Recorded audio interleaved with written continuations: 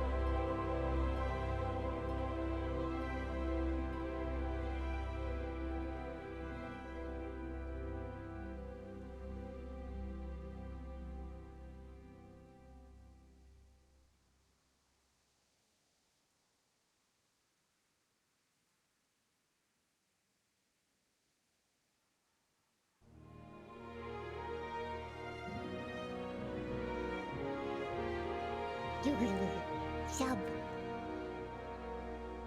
Lua high five.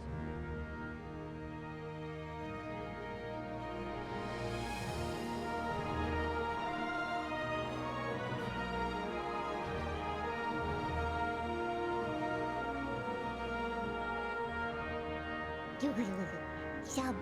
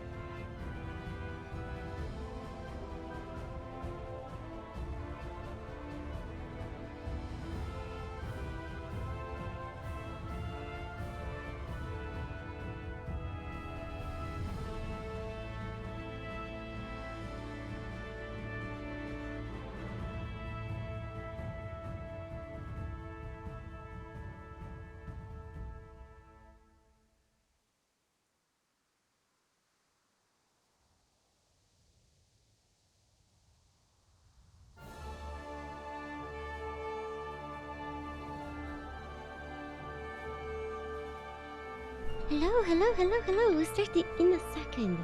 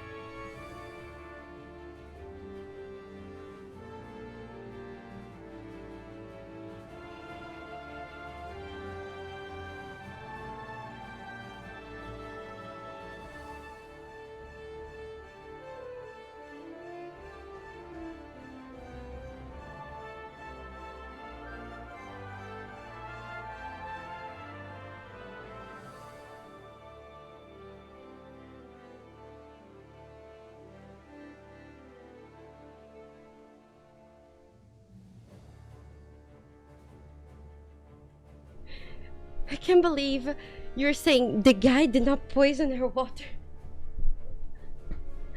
Of course he didn't. Oh my god.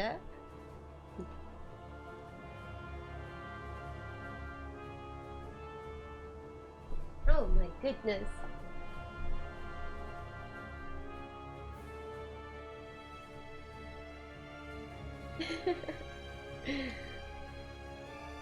Okay. Okay, I think I have everything ready. Okay. Hi, I missed you guys.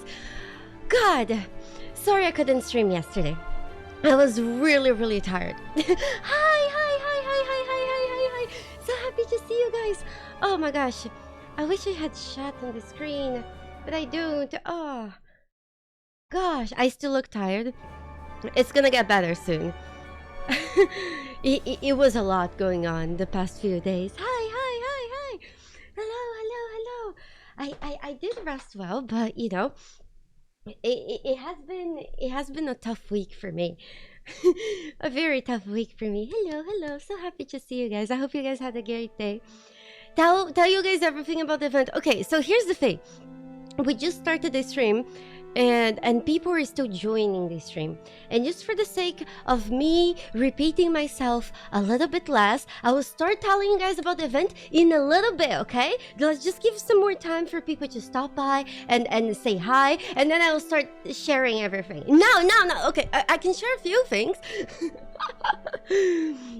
Oh my gosh, Lean, thank you so much for the 8 months. Thank you, I appreciate that. Thank you. Victor, most important question. Did you manage to finish the prowling in 4 hours? Listen, Lane, thank you so much for the 6 months. Thank you. Okay, so I need, before I start telling you guys anything, I need to disclosure one thing for you guys. Right now,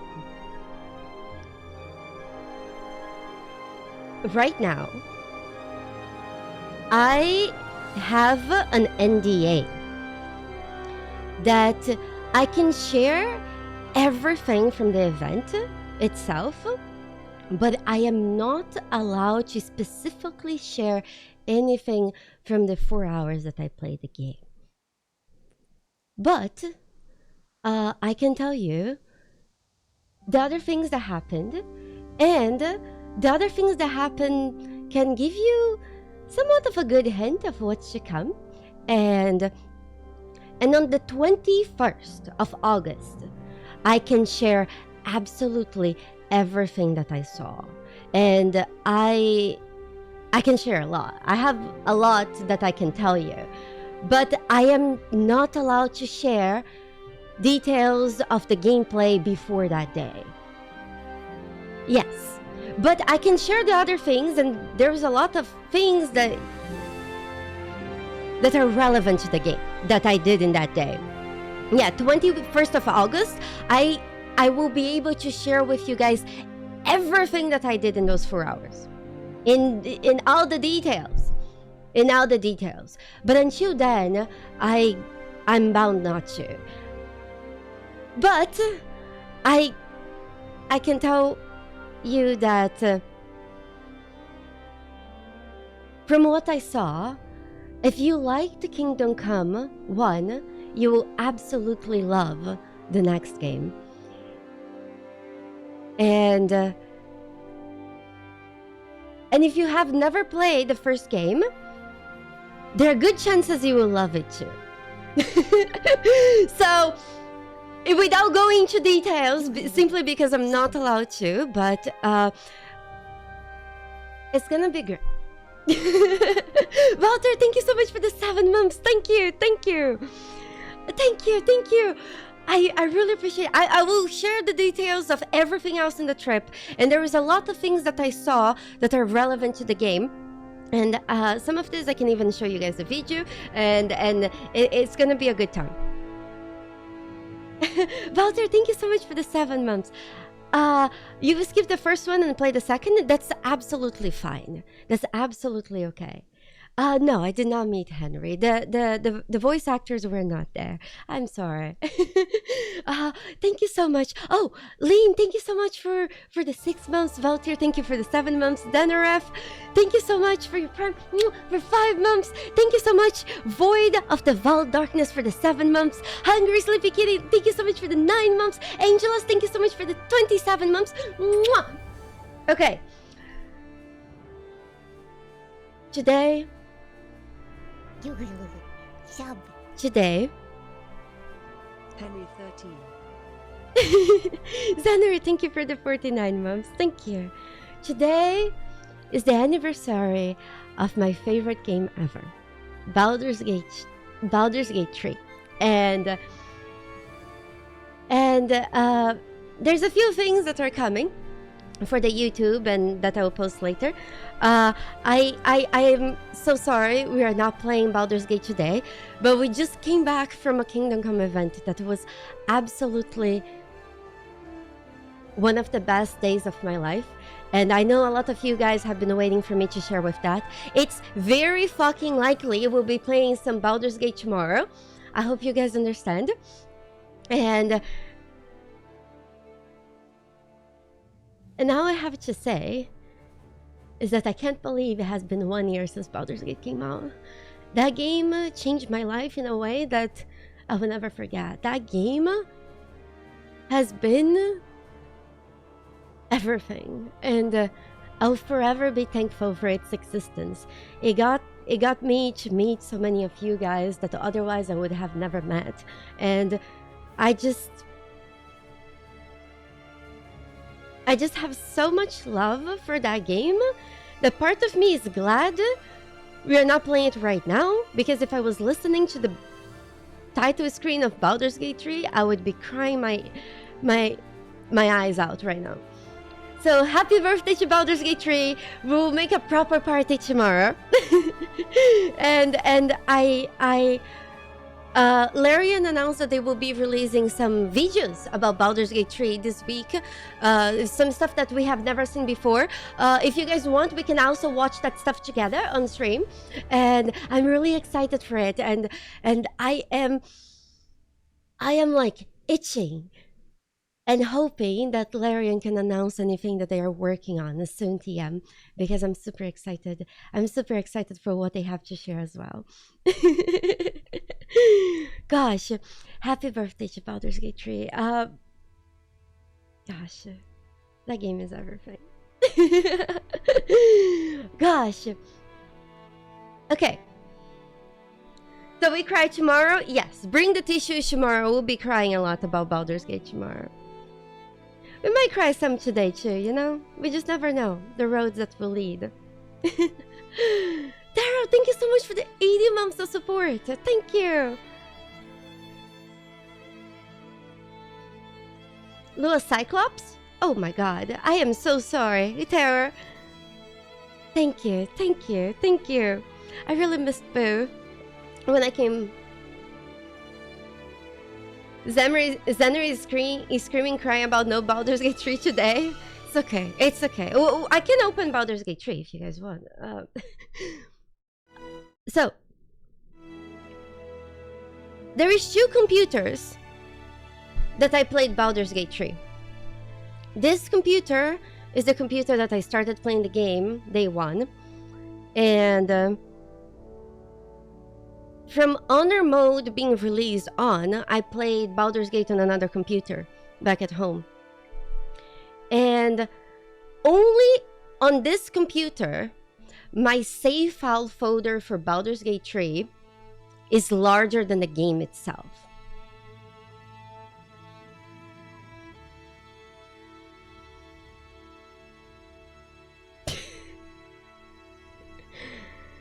So, yeah. Yeah, it's larger than the game itself. Things just happen. Get help? 90% of a screenshot. No, I'm talking about save files. Actual game saves. I'm not talking about screenshots. My first playthrough of Baldur's Gate, I had 5,600 save files.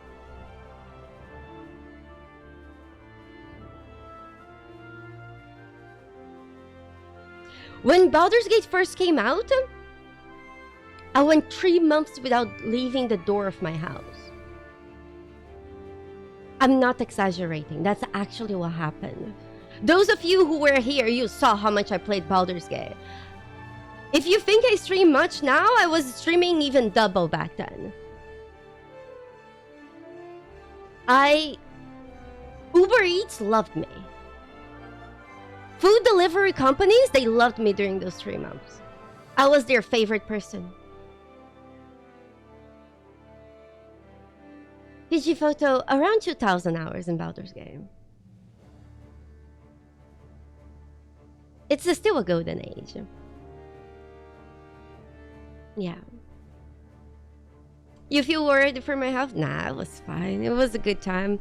You know, if I had the choice to do anything different when it comes to Baldur's Gate, I would have done everything exactly the same. I would have done every single playthrough that I have exactly the same. I have no regrets.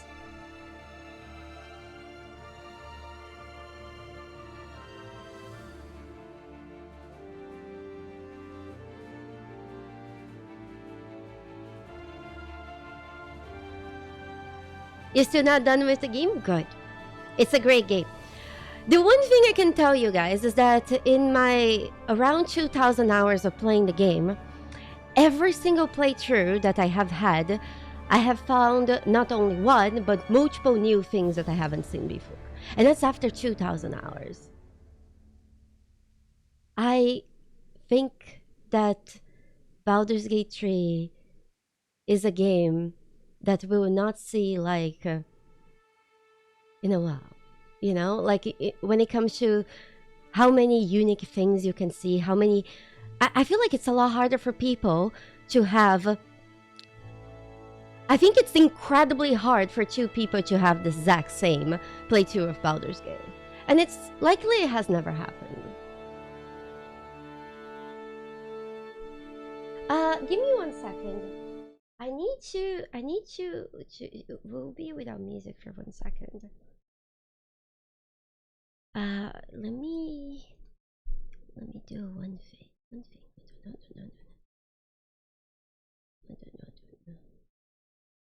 Let me get this. Let me get.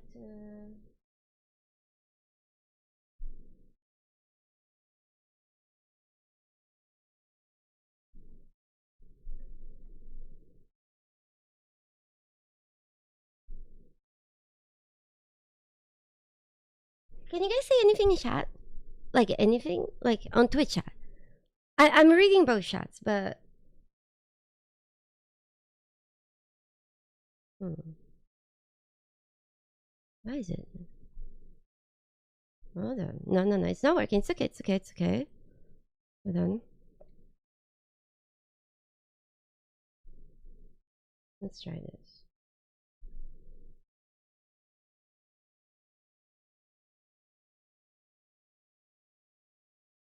Give me 1 second. I don't have the overlay that allows me... Wait, what the heck?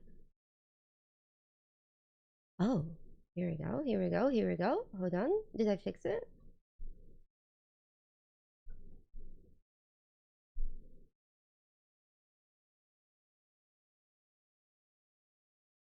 No, no, I didn't. Shab.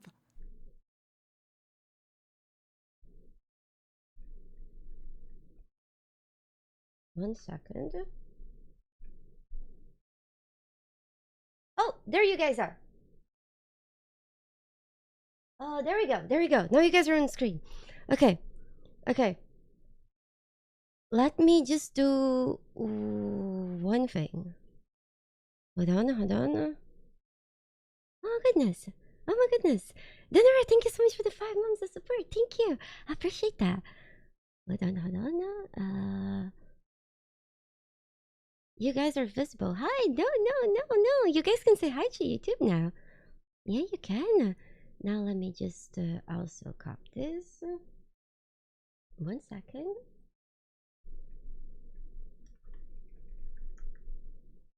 Hold on. Praise be the bunny overlord, Lord and Savior of the Rachel! flocks. May you accept Thank you so all much. these souls. Banya face, Oh my banya goodness. face, banya face. Thank you so much. Thank you. Hold on. Let me see. This is small, you guys. Okay, perfect. Okay, since we are here, you guys can be big. Rachel, thank you so much for the 10 gift subs. It's so kind of you. I really appreciate that. I really appreciate your support, your blackjack, and hookers for my bunny. Where's the boo? The boo is sleeping. He's not here right now. Don't worry. But he will come soon. Thank you. Thank you so much for the 4 months. Thank you. Thank you. Thank you. Did I see you at the mall? Banya face, In banya face, Prague? banya face. Maybe. Maybe you did. I did go to the mall. Daphnelos, thank you so much. I appreciate your support, your blackjack and the hookers for my bunny. Thank you. Hungry Sleepy Kitty, thank you. Castania, thank you so much for the 6 months of support. With your Prime, you're taking money directly from Jeff Bezos and giving it to blackjack and hookers for my bunny. Okay, you guys ready for me to start telling you guys about everything that happened? Oh, thank you, Rachel. Thank you. Did I see you sleeping at the Magic the Gathering tournament? Yes. Yes, you did. So, I can explain.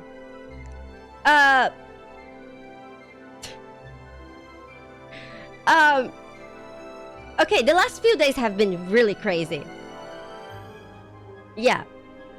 Where's Boo? Oh man. Hold on, let's try bribing Boo.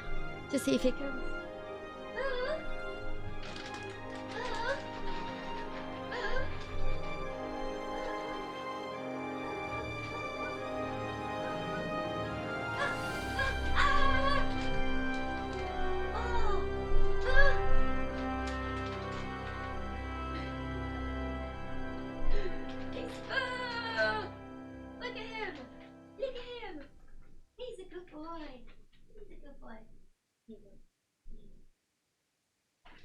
Okay, Brag's right.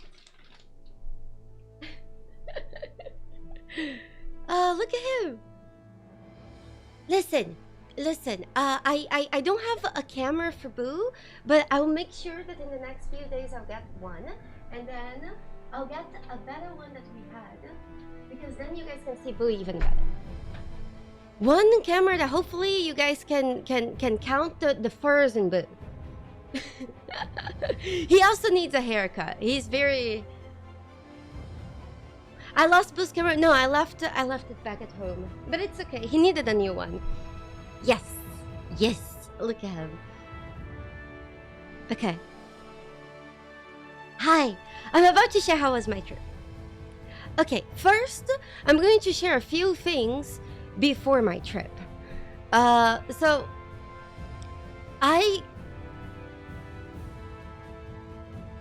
I'm often in 2 different places in the world.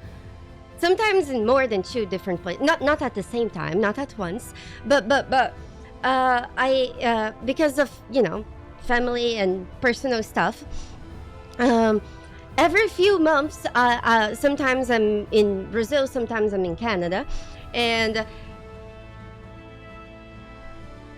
it's tough to sometimes do this trip and all this, and I was having some problems, and things ended up working out. But while I was in the middle of like all the problems, I got this invitation to go to the Kingdom Come event. And the Kingdom Come event, it was right before the entire crazy thing of, being in a different country. Literally within days. So I didn't even know in which country I would be. And I was really, really anxious and worried and sad because I didn't know if I could have made it. But thankfully, things went all right. Like 4 hours before my trip to a different country, the documents for the trip became ready. and only then I was sure that I could make to the Kingdom Come event. So I'm just sharing this with you guys, that this has been an ordeal for a lot longer than I have told you guys about. And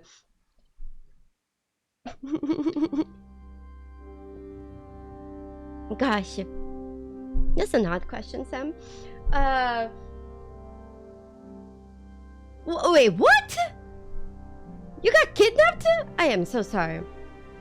Is this a rabbit? It is. There was before I start sharing everything about the trip. One fun fact before I forget, okay? There is a very high number of devs at Warhorse Studios. The people who make Kingdom Come, they have rabbit tattoos. They have rabbits tattooed to their skin. A very, very high number of them.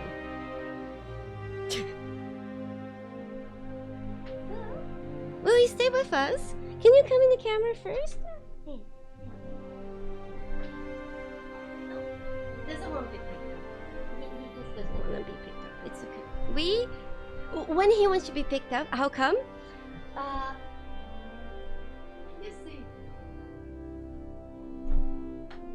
You see, I can't share the details of why, but you see.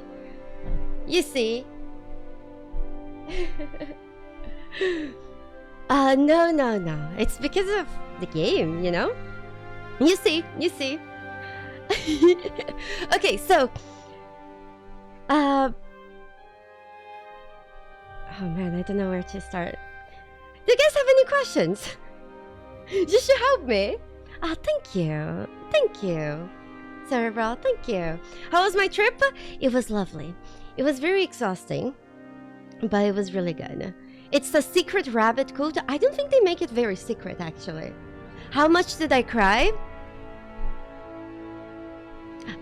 There was one specific part of the event that I cried a lot. Did I win the bow shooting? There was nothing to win. But I did not lose. Because I didn't shoot anybody else.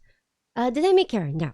How big are the maps? I cannot share specific information on the game like this, Chris. Who gave you the water on the tour? Is he safe now?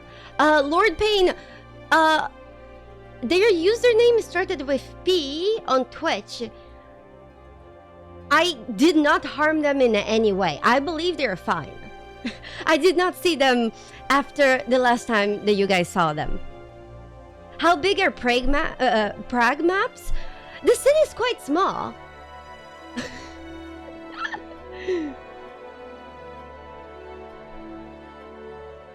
Is the main character still an idiot? No. I mean, he stops being an idiot in the first game, so no.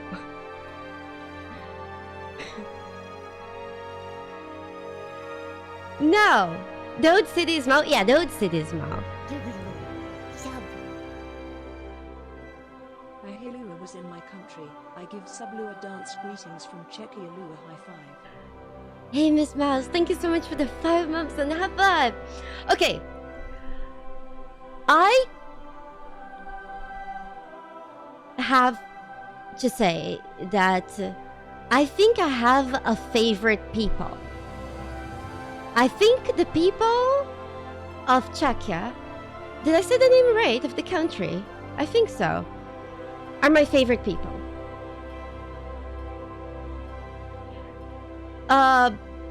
Literally every single person I interacted with in that country, related to the event or not, they were absolute sweethearts. They were so kind. They were so helpful, so happy, so sweet. I absolutely love all of you that I have met.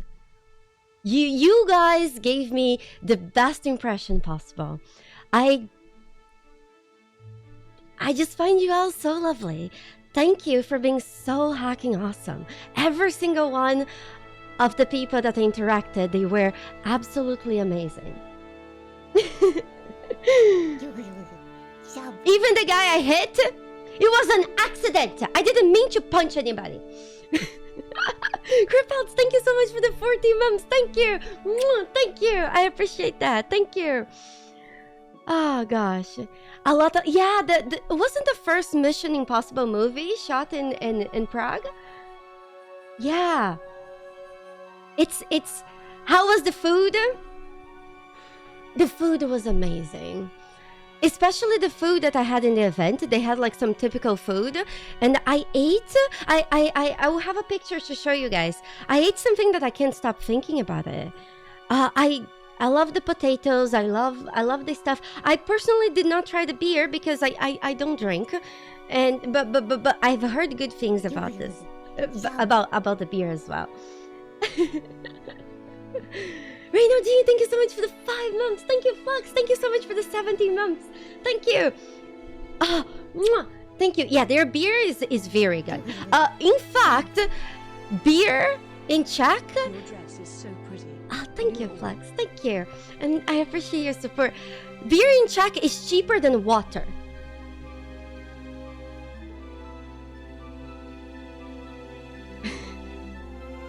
I think it's the national drink. Not true? I think it's true. I think it's true.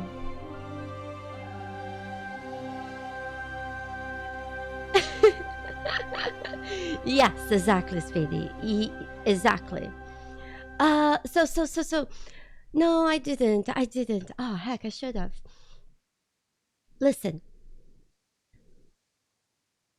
Do we start from the beginning? Oh gosh. Okay, so where's my phone? So I can show you guys some pictures. You can go there. Listen, you need to be very cautious when you go there. Prague is an absolutely beautiful city. But there was one thing I noticed. I went to a city outside of Prague for the event. It was like 1 hour away, 1 hour drive. I forgot the name of the city. Heck. Can somebody help me? You guys know. I told you guys. Heck. It's Kutna? Did I say right? Oh god. Kutna. Did I say right?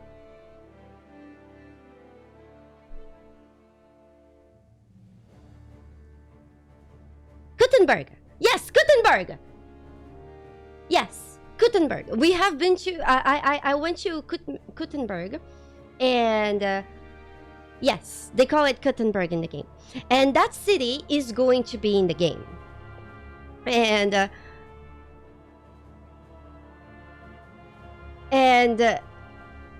how do I say this? Everyone in Kuttenberg seemed that they had beef against the city of Prague. Who is the handsome lad in the back? This? This is my mind flayer boyfriend. He's great with his tentacles. I am fucking exhausted. So that's the one thing I've noticed. I feel like everyone outside of Prague hates Prague. We were having like a tour guide of the city, and they would say, oh yeah, this, let's say, just an example, this building is beautiful. Much better than any other building you can find in Prague. In fact, maybe Prague shouldn't be the capital. We should. There seems to be a lot of, beef between the people and the city of Prague and every other city around it. In fact,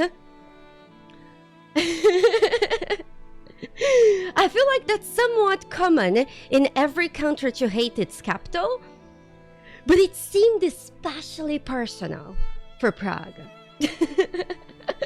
Especially personal. Because I did hear similar things of London and all that, but like, especially considering the little time that I spent there, it was like, awesome. Yep. Okay, so while I was flying there,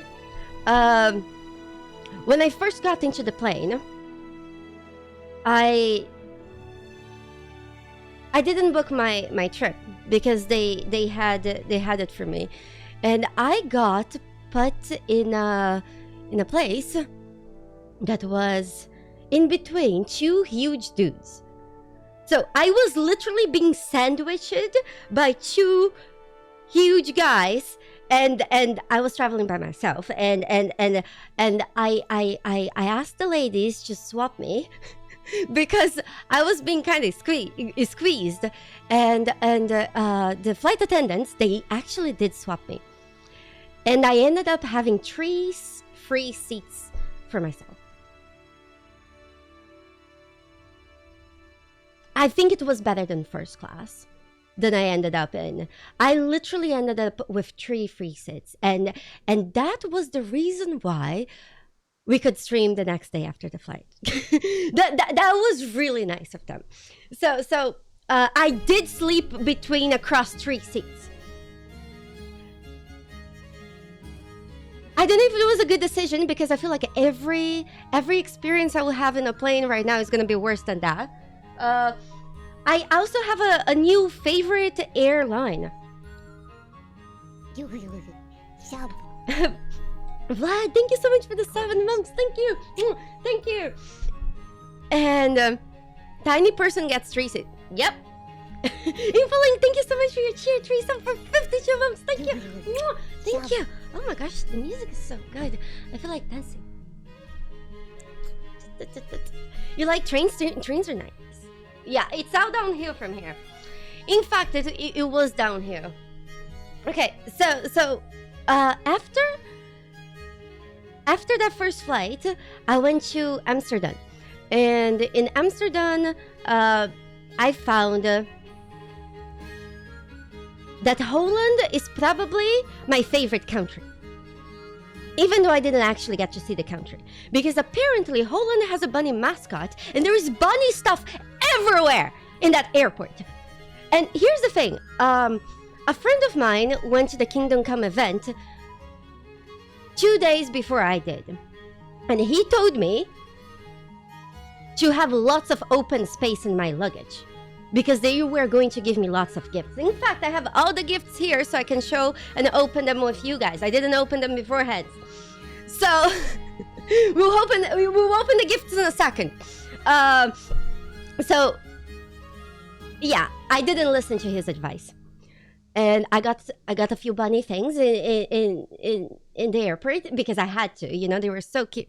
And then on my second flight from Amsterdam to Czechia, there was an 84-year-old sir that sit by my side, and he said that he lived.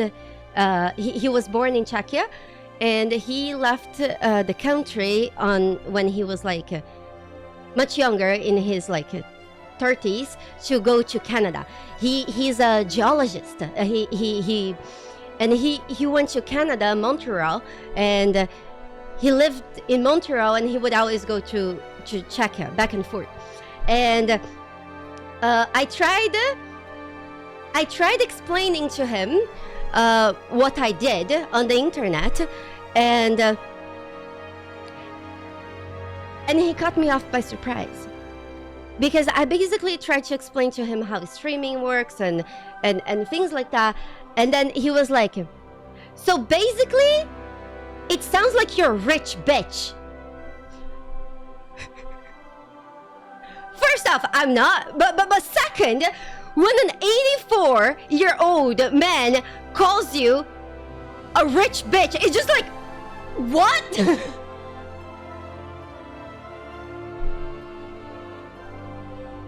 It was the most unexpected and the funniest shit ever.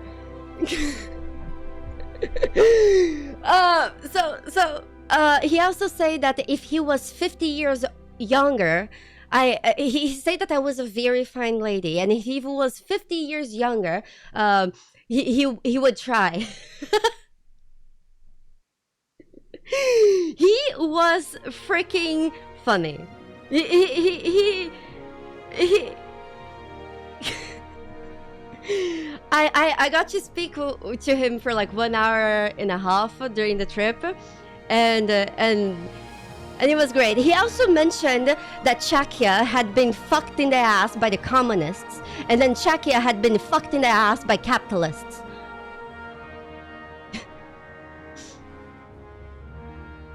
Yeah, so yeah, and he did say those exact words. The fucking and the ass. And that was the coolest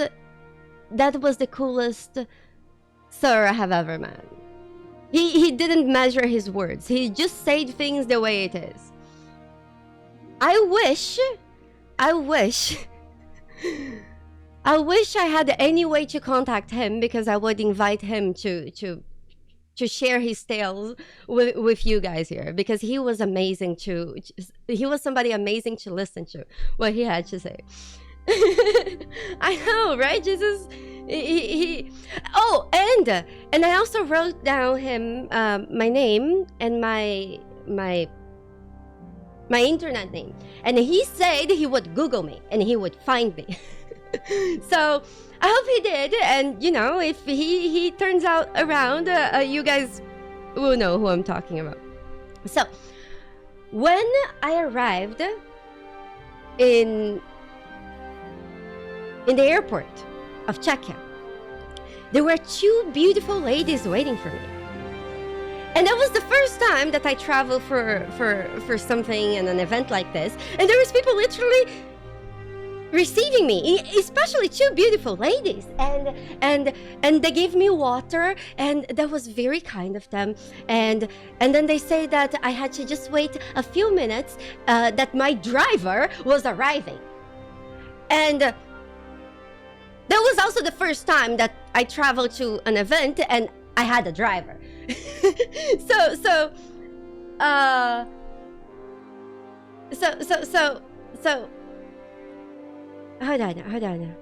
hold on. Just to clarify, the only other game event that I did something like this was Baldur's Gate. But when I say that an event that I travel, I have traveled to many other events, you know, so I'm not talking only to gaming events. The two gaming events that I have done so far have been Baldur's Gate 3 and this one. So, but maybe there will be more to come. I'll let you guys know when it's time and things are more settled. Yes, it was the Baldur's Gate 3 bear sex event. Yep, that one. That was also unforgettable. Anyways, let's go back to the driver. Those ladies, they were really worried that I was going to be upset or something, and they kept apologizing that my driver was coming, even though I had to wait with them less than 5 minutes. But they were very kind. when the driver arrived, David was his name. He was awesome. He shared some stories with me. In fact, I have a bunch of videos. So here's the thing. I didn't have the time to fully select the videos, but I basically recorded my entire trip on my phone.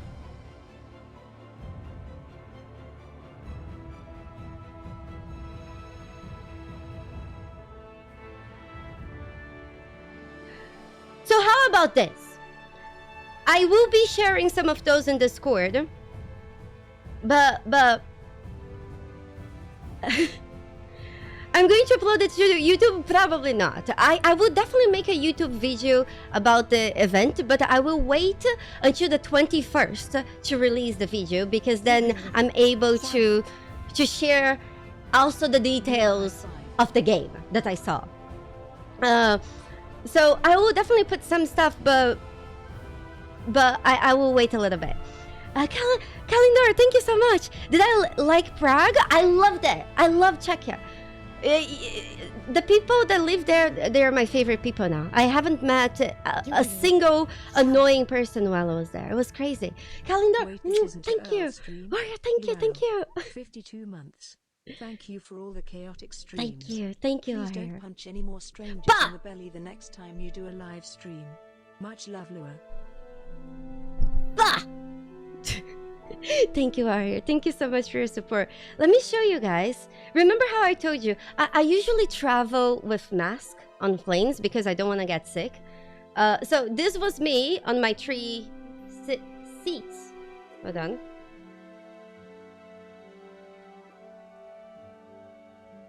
This was me on my 3 seats. And this was my airplane food. That was the best airplane food I ever had. So I usually only traveled with like American Airlines and KLM. I think that's the name of the airline that I went. It was my first European airline that I got to travel a long distance. And I have to say that the American Airlines are absolutely trash. They are awful, dog shit. It's absolutely fucking awful. After, you know, when you travel, for those of you who have never traveled with an American airline, lucky you. Basically, all the things that you think that are basic, you have to pay for them. So let's say food, you actually have to pay for them. The only thing that they will serve you in an American flight is stale biscuits and water, if you're lucky. Some of them not even that you have. Everything else you have to pay. I'm honestly surprised you even actually have a seat. Because I feel like soon enough, you will need to also pay extra to have a place to sit. Otherwise, you will need to stand. So... just so you have an idea, once I had problems with a luggage in an American airline, and the first lady that I tried talking with, she seemed like an NPC that I exhausted her dialogue lines after she said one line, because I made her 3 different questions and she responded me with the exact same line. And then I tried talking with another lady later, and then she tried to sell me a DLC. Instead of helping me with my luggage issue, or at least guiding me, she just tried to sell me stuff. And then the third lady, there was the first human I interacted in that airport. She actually helped me. Yeah, it's basically real life DLC. So if American Airlines were the equivalent of something in gaming, it would be the most pay-to-win gaming experience ever. Bodex, thank you so much for the 13 months of support. Thank you. Mwah, thank you. So the reason why while I'm in planes and airports and I wear a mask, it's because if I get sick, I can stream. if I get sick, especially before a special event, I will not be able to enjoy the event as much. So even though I hate wearing a mask, I prefer trying to be safe as possible so I can enjoy the things that I have to do best as possible. And and also there is this thing about airplanes and airports that people don't fucking stop coughing and sneezing. It's a symphony. All the time. It seems like everyone is fucking sick and they don't fucking stop, and that makes me really nervous. But that's everywhere. It's just very fucking frustrating. I absolutely hate airports and planes. But you know, I feel like it might also be that people are just trying to be seen or noticed, but like the coughing and the sneezing is no fucking stop. You know, that's not an American thing. That's an entire world thing. Everywhere, every airport, every plane, it's a symphony of sickness. I hate that. It stresses me out. So I'd rather be safe and not deal with that. Flashlight, thank you so much for the 26 months of support. Thank you. Okay, so I told you when I arrived. Okay, when I got to the hotel. Oh, no. I told you guys about David, my driver. And I stopped talking about David. So David, he asked me, how long are you staying in Czechia? And I told him, I'm going to leave the country like in a day. I'm going to be here for like the rest of today, tomorrow, and I'm gone. David thought it was an absurd. David was like, no, there's no way. How you mean you will not have time to see the city? And David was really, really upset.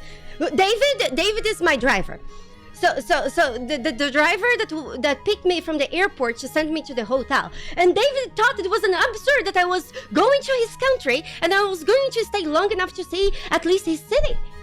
So David was like, listen, let me take a look at my day. He looked and he saw, I only need to pick another person in the airport at 6 p.m. Do you have time? And I was like, sure. And then David drove me on a tour in Prague. David was so upset that I couldn't stay in his country long enough to see the stuff. So David just showed me around. He knew everything about the city. He shared all things. I have videos of me and David going around the town and just, you know, singing stuff. And David was honestly a gigashad. Can we have some gigashads in chat for David? David might not hear this or might never see this, but we just send the good vibes because David deserves the best. He's great. Gigashad David. Yep. Prague has things. Yep. So he showed me, he told me about like the biggest tourist attractions of Prague and all these things, and then he dropped me at the hotel. Dalab, thank you so much for the 11 months of support. Blackjack nuggets from heaven. Thank you. So hey, Sir Danny, happy to see you later. So David, have I ever played any Souls games?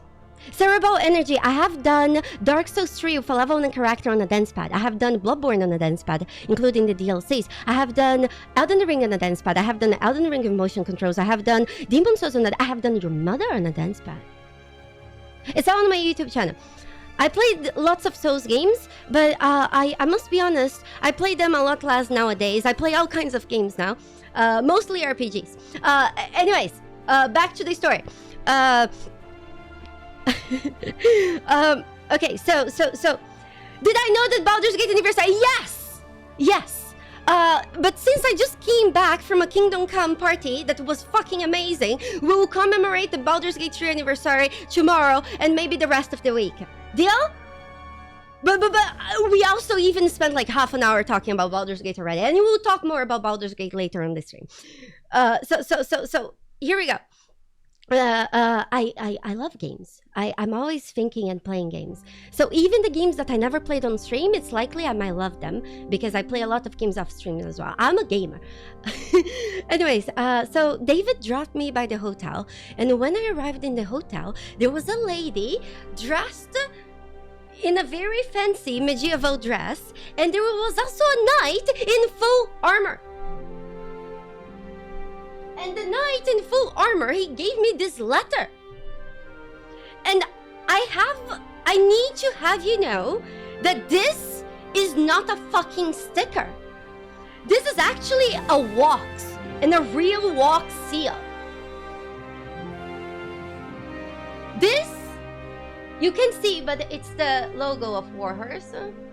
I think you can see a bit now. So this is actual a wax seal. And I find that the effort that they went to, you know... Hold on.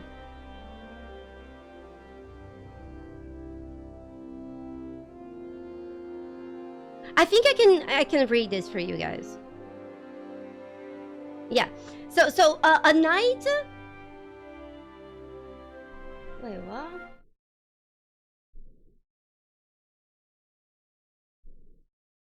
Lua, my mom wants you to return her calls. Oh, after I did her on the dance pad? She had a great time. I'm happy to hear that, Mugo. I'll think about it if I'm not too busy. Sorry. Was it Sven Vinken in his armor? No, Daniel, it wasn't. It wasn't. Hold on. Can you guys give me 1 second?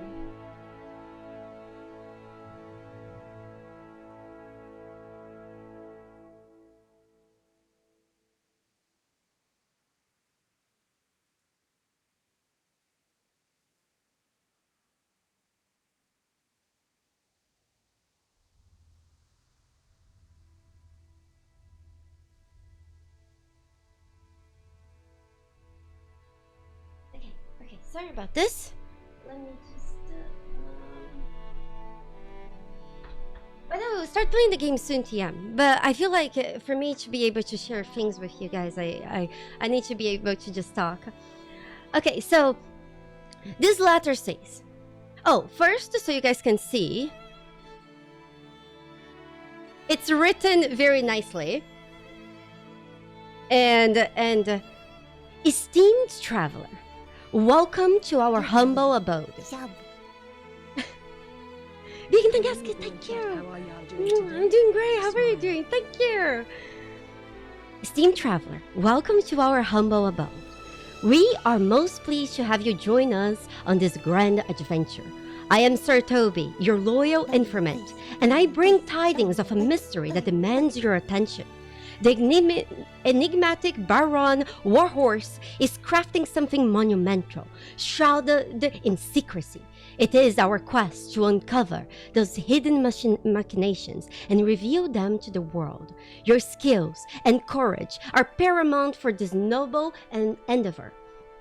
On the morrow, at the break of dawn, I have arranged for your passage to the ancient silver mining city of Kuttenberg. Gather your provisions and ready yourself to depart at 8:20 a.m.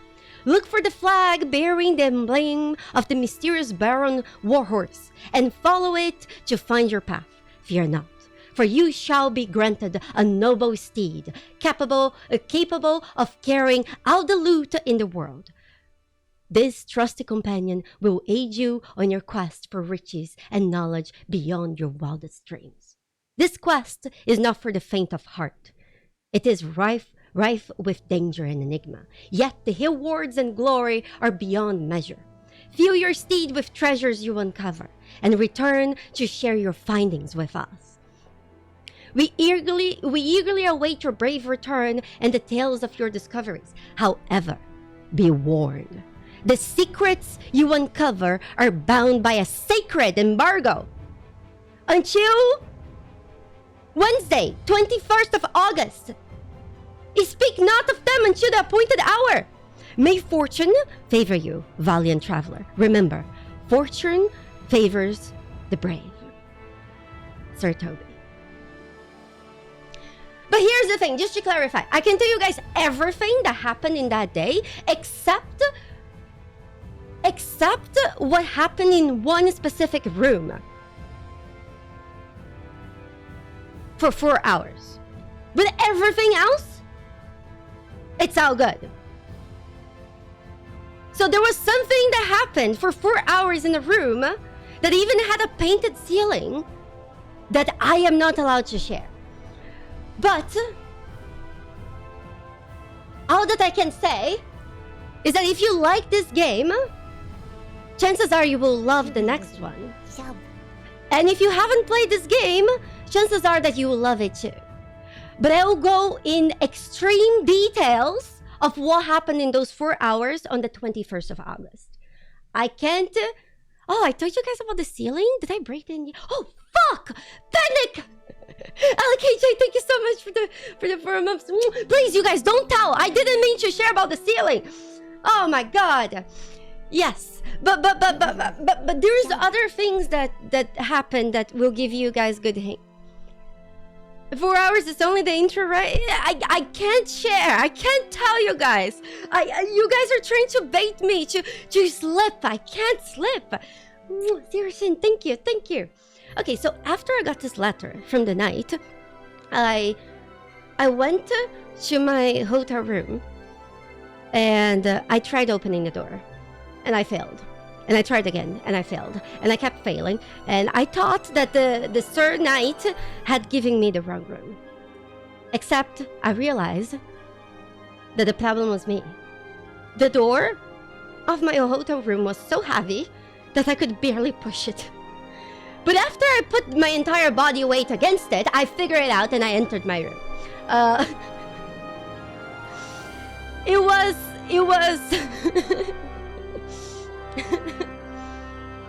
Oh my god. Don't worry, I'm not going to share, anything. Did I race back into strength? I didn't need to race back. But it was like 1 p.m. and I was like, I can't sleep because if I sleep, I had to wake up like 6 in the morning for the event the next day. So I thought, shit, I can't sleep. But then I realized that, how do you call the power outlet? And Czech has the weirdest power outlet I have ever seen in my life. And I realized I haven't brought anything that could enter that stuff. So, when you have like a power outlet in the wall, there's usually like holes in the wall.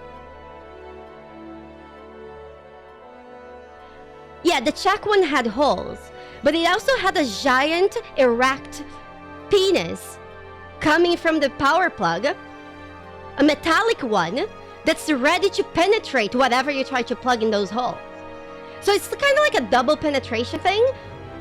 The power outlet penetrates and you also penetrate it. It's the only place in the world that I saw that. It was like the weirdest shit ever. No, that's on the wall. It was literally a mutual penetration. No, isn't that the EU? No, it was different than anything else I saw in the EU. Did you guys ever see an outlet that literally has a piece of metal going outside? No, it was the first time. It's called a penetrator. Yeah. But luckily, there was a mall nearby. And I went there, and I bought like an adapter, and I went back to the hotel. And when I went back to the hotel, I realized I was really hungry. So I ate something, and then I realized that it was 4 p.m. and I was incredibly bored and tired, and I was also alone in a country that I didn't speak the language, and I was like, what do I do? So I went downstairs, and there was a very nice lady that gave me a map, and she told me all the points. David had already showed me a lot of this stuff, And then I was like, you know what? What if I streamed?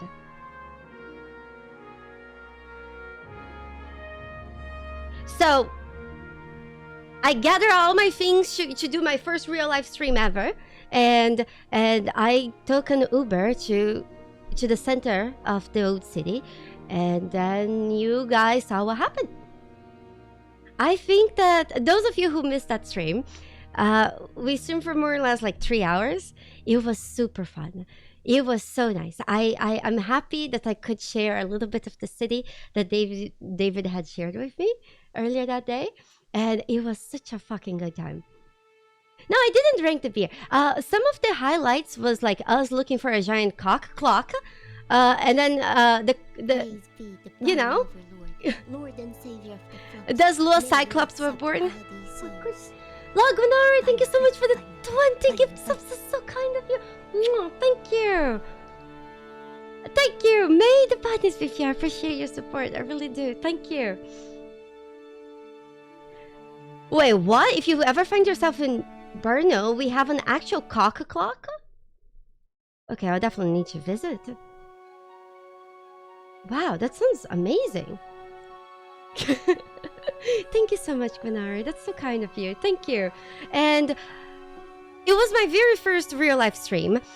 It was probably close to 35 degrees Celsius. It was very hot. I was standing in the sun and I was almost dying. My entire equipment started overheating because everything around it was also overheating. But it was fun as fuck, and it was a good time. And I accidentally punched a man in the tummy, and later I got slapped in the face.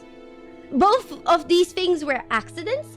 The reason why I accidentally touched somebody in the belly, and he even went like, oh, he did like a grunt. If you watch the clip, you can actually hear the man grunting like, oh. So whenever I talk, and one of the reasons why we're not playing the game as I'm telling you, it's because to talk, I need to use my hands. I think like I'm part Italian or something. But without using my hands, talking is a lot harder. So as I was talking with you guys in the stream, I was waving my arms. Well, the one that I could wave because the other one was holding the camera, and I accidentally just hit somebody. And I was like, oh my god. Yeah. Anyways, later down, there was a crowded place, and there was a lady just waving her arms upwards, and then she slapped me in the face. It's fine, kind of stuff. We saw lots of things like people dancing. We realized that the Prague was absolutely gorgeous, the old city, and all that. And we saw artists, and they shared with us their drawings. And at some point, I was really thirsty, and I felt really awkward to enter a store and buy water because I was recording and everything, and I would like to ask them first if I could before doing it. So I couldn't really get water. And there was a very nice and noble gentleman that came on my stream and brought me a sealed bottle of water. And that was very freaking sweet. Thank you, if you're still around. And of course, half of chat thought the bottle was poisoned water, which is kind of silly. Like, why? Come on, you guys! And also, if there was something in the water, you guys would have seen something happen. And if somebody wanted to do anything to me, he was literally by my side. He could have just punched me in the face. Oh, come on, you guys. You guys need to trust people a little bit more. So it was a good time, but I appreciate your worries. it contained water, yep. And later, we also found somebody that recognized me. That was really kind of them. They stopped by, and then I went back to the hotel after the stream. We said goodbye in the sunset, and it was very pretty. And trust no one. Gosh, you guys. And when I arrived in the hotel, I saw a bunch of people that were there probably for the event. But you know when people have their own groups and they're all like talking together, and I was like, shit, how am I going to do this? I saw Castiel from Faxtra Life. I had met him before in the Baldur's Gate event, and I talked a little bit with him, and then he went rest. And I went to the restaurant. I ate a little bit more, like I drank some tea. I love tea, and I was just looking at those 2 tables of people all talking that were part of the same event, but I didn't actually know any of them. So I built up all the courage I could, and then I got up from my solo table and I was like, "Hi! I assume you guys are here for the Kingdom Come event. I'm Luality, and I just wanted to introduce myself." And they were absolutely so nice. They even pulled a chair and welcomed me in, you know. So it took a lot of courage to break that first thing, but then it worked out. And so if you ever find yourselves in a situation like this, try, because the worst that can happen is that I don't know, they will probably laugh at you, but you're gonna survive. And don't quit trying, because if they are nice, it's gonna be worth it. So eventually, after I hanged out with them a bit, I also introduced myself to the other table. The other table was even scarier because they were talking in a different language. but you know, I was happy to, you know, just say and introduce myself and meet everybody and so on. I don't know if you guys noticed, but I love talking, and I love meeting people, and you know, I love also hearing these stories that people have to share. So I it's part of me being me, even though sometimes it's tough. So I ended up going to bed. It was after midnight.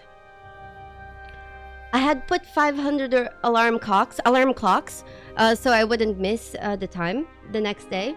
And my feet really hurt because of all the walking during the stream. And the next day, my day started 6 in the morning. I had breakfast with Castiel from Faxtra Life, and we just talked about things.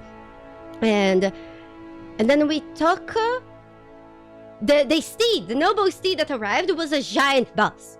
Yeah. And there were lots of people. And we took 1 hour drive to the city of Kuttenberg. And no horse. And when we arrived in the city of Kuttenberg, there was this beautiful church. Let me show you guys a picture. By the way, just so I catch up with the pictures, this is me in the airplane. This is my food I showed you guys. At this point, I was a little bit shy, so instead of taking the full 3 seats of the plane that I had, I was only taking 2. But later, I picked out 3 of them. Hold on. And when I saw Ghent in the map, it almost made me cry because I really miss Ghent, because I've been to Ghent once for the Baldur's Gate event. This was at the Dutch airport. I found a store full of bunnies. The entire store was just like bunnies everywhere, all kinds of bunnies and bunny stuff, and that was great. So here we go. This was the how do you call this bridge? I forgot the name. I'm really bad with names. This was when David showed me the bridge. Show this stuff I got from the bunny store. I can show you guys later. So I have a bunch of videos of David just driving me around town and showing me everything. And here we go. Let's go to the present. Here we go. Here.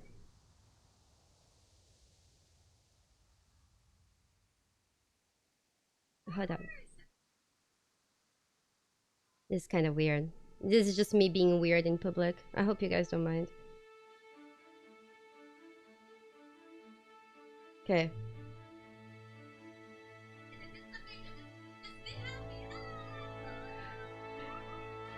So as you can see, I convinced a bunch of people to just look happy for the camera for 30 seconds. And I was very proud of myself. Do you guys recognize this person here? I think some of you might recognize him. Yeah, that's Angry Joe. Yeah. Yeah.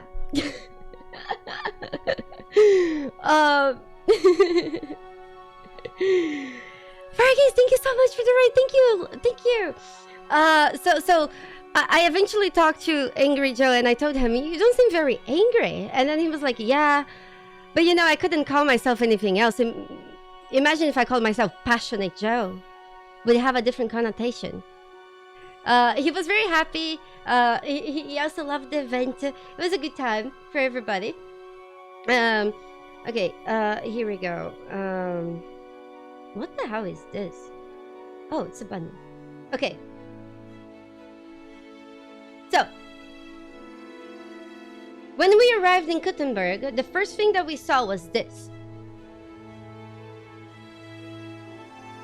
This is a very beautiful Gothic church. Look at this. I'll send those pictures and those videos later on Discord. And in front of the church,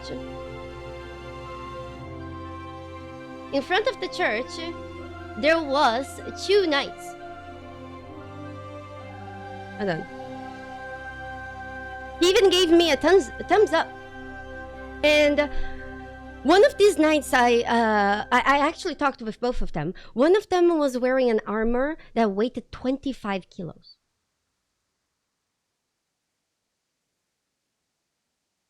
Did all these streamers then get married off in forced marriages? I may have been the only streamer there. I think most people there were journalists, and if not journalists, usually YouTube content creators. But like, mainly streamer, I think I was the only one. And no. Did I pickpocket them? No. Of course not. Gee. Yeah, was I tempted?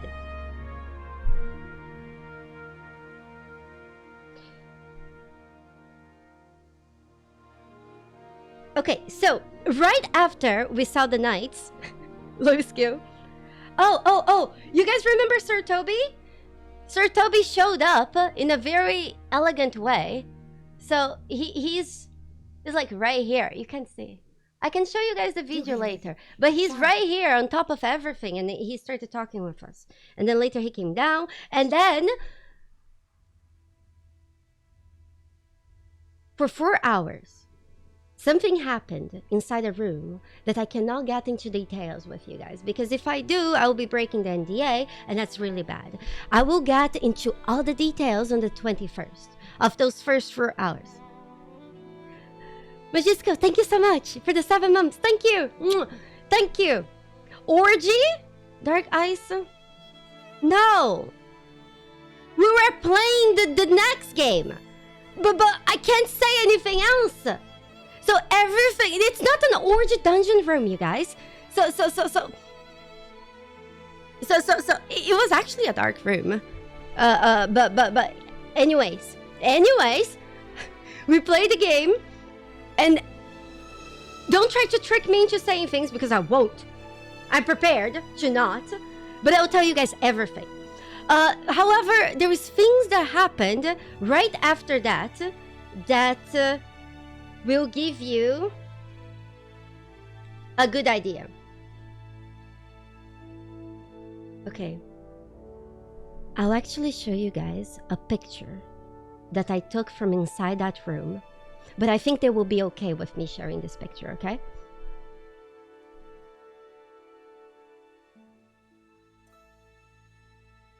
This is the leg of one of the devs. And a lot of the devs had bunny tattoos.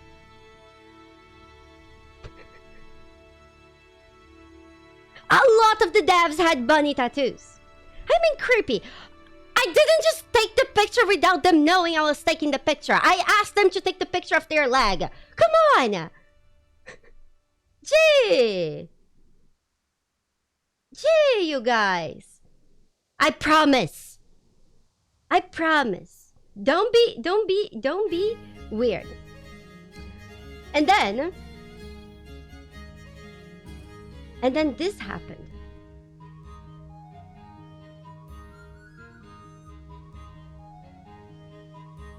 We went in a city tour that lasted 2 hours in Kuttenberg that kind of showed us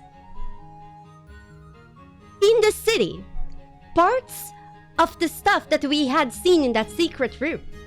And they went in explaining how they did their best into making the game historically accurate as possible. And not only that, when they started working on the project for the game, and they entered in contact with the city and the places that they were working on the game, and they were trying to accurately, historically represent the stuff, everyone welcomed them with open arms. So, I actually, spoiler for what I'm going to tell in a bit, I got to meet even the mayor of the city of Kuttenberg. And in fact, his wife even complimented my dress, this same dress that I was wearing that day. So, how do I say this? When they were crafting the environments of the city for the next game, so we'll be able to explore Kuttenberg, and they went to the city itself and they tried to gather all the data and all the resources of, everything. So it could be, their game is not a medieval simulator, but they wanted it to be accurately, as possible as accurate. Some things will be a little bit different, and they show like a bunch of places of the town with pictures and all this. I can show you guys more. And they would explain why it would be different, usually because, over time, people upgrade their buildings, and they try to talk with historians and all kinds of people to make it accurate to the time period of the game as possible. And they did that not only for the city, but also for the armor that you wear and stuff that you do and everything. Yes, they also filmed there. I have a bunch of videos of the explanations. I'm pretty sure I can share those with you. I can send them on Discord. And some of them will also make it to my YouTube video. Yes, so it was actually amazing. So what I can clearly tell you from outside the 4 hours that I'm in NDA is that they put a lot of love and effort into making this. And I have the feeling that's not the only thing that they put a lot of love and effort into making. If you catch my hint. We are the dragons accurate? There is no dragons, and there is also no magic. Yep. Yeah, it's Kuttenberg. Yeah. So here, it's another part of town that somebody's holding. They screenshot in the game, and then they're literally walking us down the street and telling us the choices that they have done and why things are slightly different. It was like amazing. For 2 hours, we're basically going around the city, and they were explaining all the things of the game and the things that were different, the things that were new, some buildings that you see in the game but are missing in real life because sometimes buildings they're gone. They just go away. Those specifically screenshots, they're not under NDA because they say that everything that was shared outside of that room, it was okay to share with you guys. I need you to notice that there was a guy carrying a huge flag and that we had to follow him. I forgot his name. I forgot his name because everyone mentioned him as the flag guy. And he carried the heavy flag all day in the sun so we wouldn't get lost. Look at this. That city was absolutely stunning. Here. So we would walk to the place, and then this is Sir Toby talking, and he would explain all the things we needed to know. So this was a group effort. We had Sir Toby, we had also the art director, the gameplay director explaining things. So the gameplay director would speak. Okay. There was a tour guide, a very nice lady. We would get to a place, she would explain the history of the place. And then Toby would come with the gameplay director of the game, and they would both explain how they adapted that place that we just learned the history into the game to make it accurate as possible. So it was a tour that was very unique to everything else. And Chris, you asked me how the devs were making sure that... Hold on. Chris sent me a question on Discord. That was actually a very good question. Many fans loved your world building in Kingdom Come Deliverance. The setting, its politics, weaponry, and architecture is very realistic. Can you discuss some of your process to maintain a high level of realism and immersion in the medieval setting for the next game? So, Chris, I feel like that really answers your question. They did a lot of research. They literally taught me and a bunch of other people for 2 hours and went in detail their methods of doing this research. We went to buildings that they say that will be very important in the game. It was described why those buildings would be important. I will make a video with all this stuff. I will also send off those videos on Discord channel. And not only that, after the 2-hour tour that we learned all this stuff, and including got to meet the mayor. Okay, so you guys see this? This building?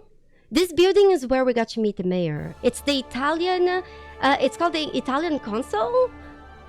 Is it? No, wait. Does anyone remember the name of this building exactly? Italian... Oh, heck. I can tell you guys this story, but I just don't remember the name of things. No, it's just a building. Hold on.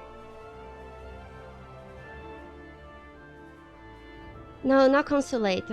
It's Italian court! Yes, Italian court. But actually, it was a complicated story why it was called Italian court. We'll go over that later. So this is also a bunch of gamers just refreshing themselves in the water fountains in the middle of city, because it was really hot that day. And this is just us going down the street while listening to all the explanations, following the flag boy. Here, hold on. Here. I have a 10-minute video of this. But in this room, which apparently is going to be an important room in the game at some point, we got to meet the mayor of the town. And the mayor got to talk with us about how they're so proud to see their culture and their city being shown in a video game. Kind of in a way, it immortalizes, the entire experience and everything that they have there. And literally, just so you guys have an idea, I got a bunch of gifts from Warhorse. And not only that, the city wanted to pitch in the gifts, and the city themselves also gave us gifts for visiting and being part of the event. Warhorse, yes. So literally, it's not only that they were trying to make a historically accurate game, but the people, the historians, the artists, the everyone in the city were also so happy and willing to help them. That's why they could do things this amazingly. Like literally, they had even the mayor of the city in their side. And the mayor of the city also said that he loves playing video games. He doesn't have to play them as often, but he did mention that he loved playing Doom.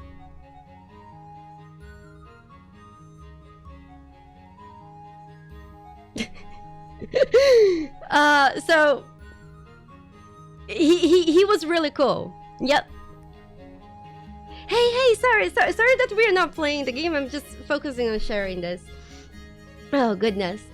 Yep, Doom is a great game. So the game goes over the politics of the time. During this tour, the politics of the time were also discussed. So how do I say this? The story of the game is very well situated in a time period. And it's a real life story, but the story of the characters and the people involved in the story of the game, those are the fiction part, but they are still married within the time period. And to tell this story really well, Warhorse tries their best to keep the historical accuracy of everything. And then there was a beautiful chapel that I took some pictures. I can share it later. I want to share with you guys the picture. This lady was our tour lady. Oh, you can't really see her face. She was absolutely amazing, and she was so excited. Later that day, I got to talk with her, and she said that she had never played Kingdom Come 1, but she watched streams of it because she didn't have a good computer, which is very relatable for me. I also took me so long to play Kingdom Come 1 because my computer at the time just couldn't run the game. And she was so sweet. And she was so happy to be there. And when her tour guide agency got the offer from Warhorse that they needed somebody to guide the people in a city tour, she was like, please pick me to her boss. And her boss was like, no. If somebody in the agency have played the game, I'll pick them instead because you haven't played it. But she was like, no, but I know everything. I will study everything if you want me. I just didn't have the computer to play the game, and that's the only reason why. And luckily for her, nobody had played the game in the tour agency, and she got picked. And I'm very, very glad that they picked her because she did amazing and she really knew what she was saying. She made lots of lovely jokes, especially against the people who live in Prague. And she was an absolute sweetheart. She was so happy to be there. The reason why I'm sharing with you guys is this is the kind of perspective you don't see when people are making a game. But it takes a lot of different people to get a game, especially a game this big, to come out of the oven. And you know, it took the help of so many different people that the games impact their lives in a way that they will never forget. Like this girl, she will never forget the 3 days that she was guiding all those 150 nerds across town and experiencing all this. So games are made. Some games are made with a lot of fucking love, and there's a lot of people that try their best in very different areas, you know, and that's very, very sweet. Here, we kept going, and I got to talk a little bit with Martin. Martin is the oh gosh, his title is really big. Martin. He's the... Frank, can you help me? I think I told you his title. Yes, he's the executive producer of the game. And And I'll tell you guys, I'm a gamer, and I don't know everything that goes in the background of a game. And Martin was an absolute sweetheart. And and I asked him, Martin, I know it's a big deal, but could you please tell me what the hell does an executive producer does in a video game? and then Martin was like, okay, that's a really tough question. Give me a second. And then he walked away, and I was like, oh my gosh, did I ask him something I shouldn't? And then later, like 5 minutes later, he found me, and then he explained to me what an executive producer did. And he basically said that in a game, there was a bunch of creative people that love creating things, and sometimes they will create something and they will feel like this is not good enough. So they will try to redo it, and they will do it again and again and again, and then create something, and then they want to improve on it. However, as time passes, technology changes, and things that you expect from a game also change. Like, for example, if Skyrim was released right now, it's likely that the game wouldn't be a huge success as it was 13 years ago when it was released. So basically, his job is to put an end of the eternal doing and redoing and expanding feature creep. It's basically Star Citizen really needs Martin. Anyways, I'm pretty sure that Sven is also the CEO of Larian, but I'm pretty sure that Sven is also the one who did what Martin is talking about. Usually, if you and that's one of the things that hurts me also the most when gamers they start hating on devs. Devs, they're always working their hardest. They always want to do more for their game. They often love their projects, and they want to keep working on it until the end of times and until it's perfect. But an artist will never think that their art is perfect. So people like Sven, people like Martin, they need to come in and put an end to that, so those games can be released and we can actually get to play them before we die of old age. So it is a really hard job. It is an incredibly hard job because you also want the game to be best as possible. Martin seemed like an absolute sweetheart. Basically everything that I told him that I really liked and loved, he was just so happy, and he said that he would be happy to pass to the people that were responsible to that, and he would definitely do that. But if I wanted to do that myself too, I should. So it's very, again, it's making a game, and especially making a good game, it takes a lot from a lot of lovely people. Yeah, making games is freaking hard. So the perfectionism killer, you need an executive producer. Carla, same. So there needs to be a balance, between forever creating and releasing the game, and that's what he did. And he basically told me that as I looked at this view. It was a very nice view to look at. And this was after 2 hours of walking in the sun, up and down hill. And then we got to see more areas that got compared to the game. And then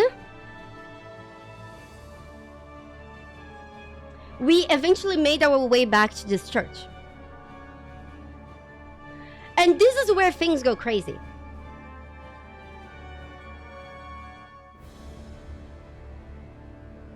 This is where things started going insane. And I'll show you in a second. I think I have a video of the exact time that this happened. Oh. What is that? How heavy is that? How heavy? Yeah. Yeah, he's lazy. He's about something 12 kilograms at 25. 25! I weigh 47. Yeah, but he's fat. Oh! Oh my goodness. I hate him a little bit. Yeah, you don't. You seem like good friends. So I was talking a little bit with the knights, and I don't know if you guys could hear, but like one of the knights say that he hates the other a little bit because his armor was 10 kilos lighter. And okay, hold on. I know I'm talking for a while, but I'll try to wrap it up. Okay. Let me just show you guys what happened. Hold on. And then we'll start playing the game.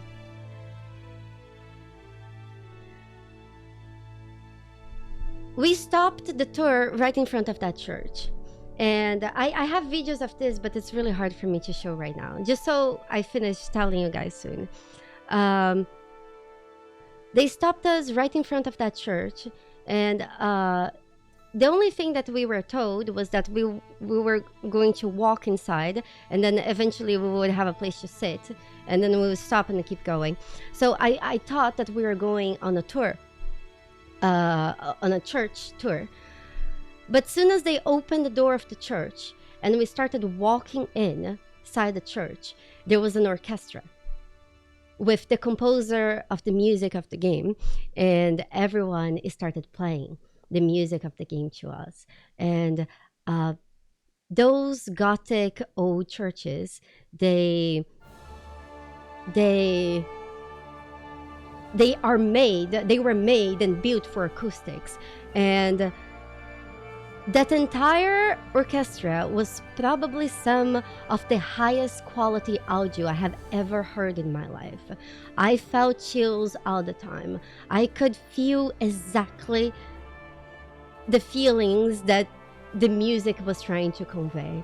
I was crying, like, not like, but like tears were just rolling down my face non-stop, and because it was just like very sensory overwhelming, because it was just so beautiful and so stunning that it was also so unexpected. I was so overwhelmed. So the maestro, he would tell you more or less without much spoilers what was happening when the song was playing, and then he would play the song. And we had 1 hour of concert like this. I recorded the entire thing. I'm not sure of the quality because I was really nervous. It was an experience that I never expected to have, and it was absolutely amazing.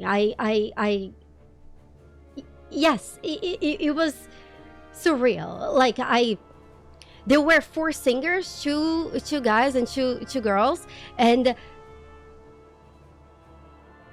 there was one of the songs that they even screamed like "fuck" in this beautiful voice, and it was just like, it was crazy. It was fantastic. It was like just so you have an idea. Yeah, we'll start playing the game in a bit. I'm sorry that I have been talking for so long. I just had so much to share.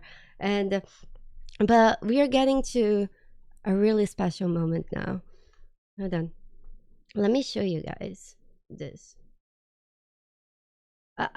Here, hold on. Let me do this.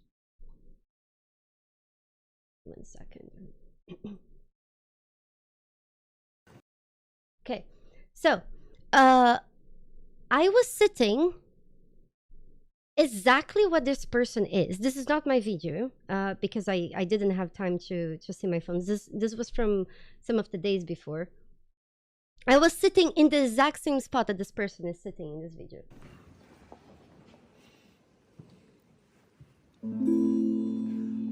When it seems you're out of luck, there's just one man who gives a fuck. A friend who'll never leave you stuck. Tell me, who can that friend be? His name is Henry, our real Henry, the fellow who helps his family. getting chills again. will help me. He'll get it done the best he can. So, it was 1 hour of beautiful orchestral music literally right in front of me, and that was one of the most overwhelming and unforgettable moments of my life. And I got to take a picture with the composer of the game, and I got to talk with him a little bit, and he said something very sweet to me. I told him that music really overwhelms me. Usually when you guys see me crying in a game, it's because it's usually mostly heavy lifting of the music. And if you try a very good music with a very good moment that deserves that that the song, it's just like things become extremely emotional for me. And he said something along the lines that usually people who are very sensitive, I don't know if that's the right word, but very like connected to music, it's because they have a really good heart. And I thought that was very kind of him and sweet, especially because he had no idea of anything about me. But he was just an absolute sweetheart. And then after that, yes, a good soundtrack definitely elevates every emotion. And he said that soon as the orchestra ended, it was me and Sexy Biscuit, and both me and Sexy Biscuit, we were the ones that cried a lot. And then Sexy Biscuit just came to me and gave me a hug, and I hugged, and we were just talking about how amazing that was and how lovely it was. It was such a good time. So yeah, right after that we ate. I ate this. It was really yummy.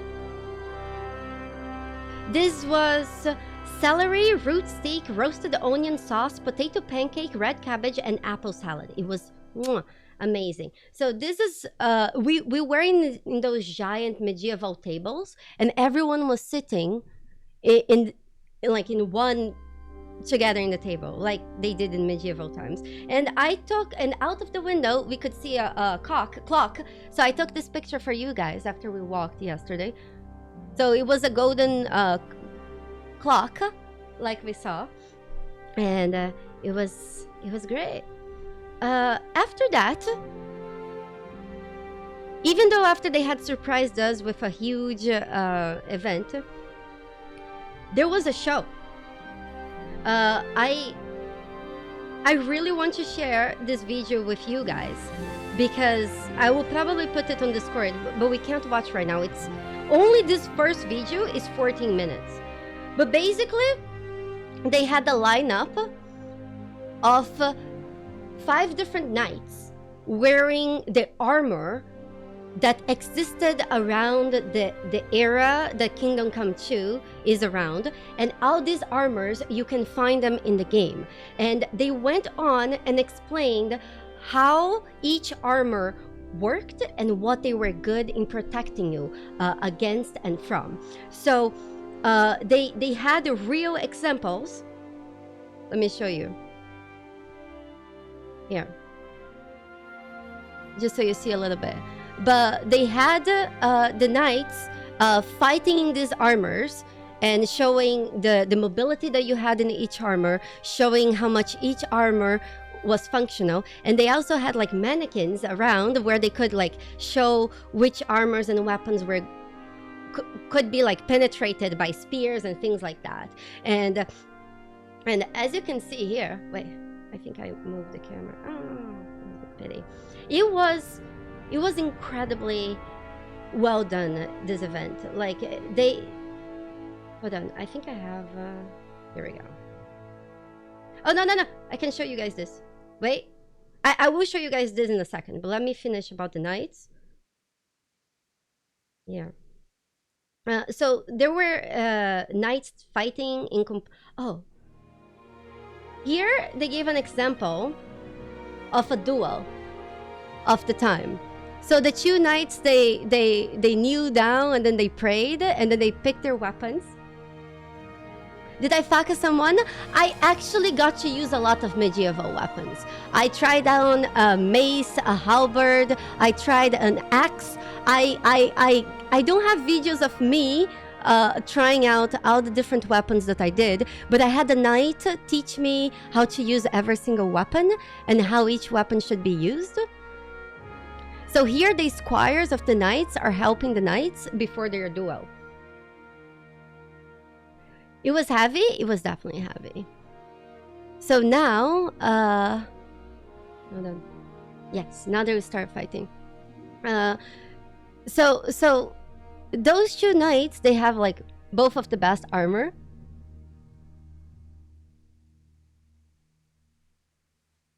And they were actually hitting each other.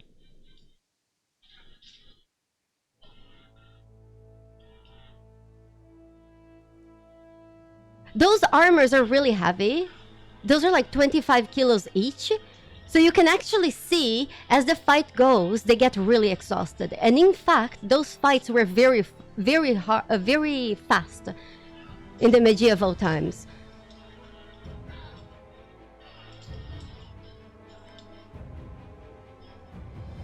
They even put the soundtrack of the game.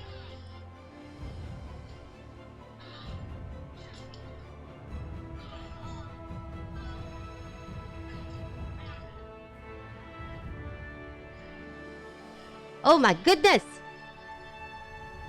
Oh my goodness! Yeah, some of these attacks were very strong and very loud because they were not going easy on each other. The entire point of this was to show us how much each armor could withstand. So they were actually hitting each other for a lot of strength. But of course, they weren't getting hurt because they were... The objective was not to kill the other, but to show accurately what each armor could do. And then, I don't know if this is information that there is anywhere, but since they said we can share stuff that's outside of the event, another thing that they did show us was... Hold on. I actually have those videos on my computer. I could just be showing them to you on my computer. Give you 1 second. Sorry for being a degenerate. I am so sorry. Let me show you. Here. Give me 1 second. Here. This is actually a cool fight. This is another fight. There were many fights that we saw that day. Hold on. Here. This is 3 light... those guys, they don't have armor. They just have clothes. Fighting against 1 armored knight.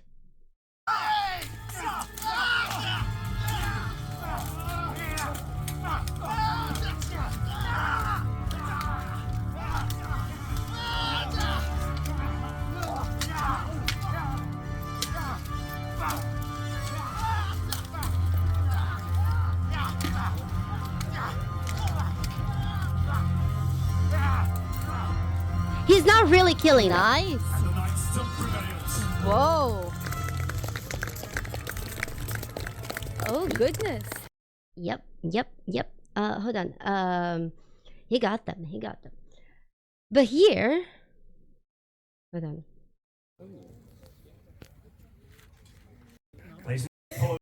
Ladies and gentlemen, if you could follow me to the archery range, we'll show you some medieval range. Okay, here we go. Let me get this one as well, because I feel like this is a good introduction. Yeah. Ladies and gentlemen, if you could follow me to the archery range, we'll show you some medieval range weapons. Gummy Bear, Close I up want to and show you guys that choose the video, seats but that here video at is the 14 minutes and amphitheater. I couldn't get Has it. anyone gotten shot yet? Well, you might be the first. Let's go! Choose your seats. Yeah. I am the same dumb fuck in real life, as you guys know. Yeah, that was me. Yeah, I'm recording it. So I am the exact same dumb fuck as you guys know. Literally. I am so sorry. I don't know if you tried that ever in your life, but it's not so easy. Here we go. And Can you guys will hear try well? it during our evening session. So Nice. let's see if our archer can actually hit the pig. Okay, so this is the Archer. I don't see, but I heard it. I think it's there. Is it? It was really hard to see because it was far. Nice. Poor piggy. It's actually quite well trained. There's a nice surprise in The this. third is in the Nice. Not everybody was able to shoot like that. You really need some training. You need a lot of So to training. remedy that, a new weapon was introduced in the Middle Ages. New weapon. Technologically advanced Yeah, he hit the weapon. pig. I hit that pig in the head with a That crossbow. basically anybody could operate because it's just about pulling a trigger. So those are all different types of We have various crossbows. types of medieval crossbows here, starting with the most simple one that is loaded just using the strength Yeah. of your arms and your back muscles, like this. The crossbow uses short bolt, that is That's the one that I used. because the crossbow is light. Yeah. And let's see if Yaroslav can hit the target. Oh yeah. There. It's okay. It's okay. He's gonna move a little bit in a second. He didn't realize, but he hit the target. Okay, so I hit that boar in the head with a crossbow. let's see the other medium crossbow that is loaded by this special So- apparatus. Here's the thing that they are teaching us and they are showing us. Different crossbows, they have different loading Just a metal speeds. lever that you put on the crossbow. And if I'm not mistaken, you can find all these different types of crossbows in the game, and they will also have the same Can be peculiarities of the crossbows that you're seeing right now. So to make the game accurate as possible, the same types of armors that they showed, same types of crossbows and everything, it will be somewhat similar in the game. ability. So let's see if Pavel hits the target. No, I didn't break the NDA. It's just after. And now to the heaviest piece. It definitely. The heaviest projectile. This is my favorite one. It's strength, like this. The disadvantage? It just takes ages. Look at Pavel shooting his bow on the left. He just shot one arrow. And there's another one. 2 arrows. While the crossbowman is still cranking his crossbow. He's still cranking the lever. So how many arrows he can put into the target? Oh They're my gosh. Still loading, right? Look at the loading. He's loading the crossbow and he's shooting the arrows. You may remember that from the playing session. Some people in the audience, they started dying of old age and he was still not done loading that crossbow. And look at the archers just shooting the arrows. That's the last check. And he's loading a little bit more. Now shot like his 8th or 9th arrow. The archer ended up shooting a total of 16 And the arrows. crossbow is finally ready. Let's go. Holding the heaviest bolt. With the armor piercing tip. But it pierces armor. Old age. If Pavel can hit the target.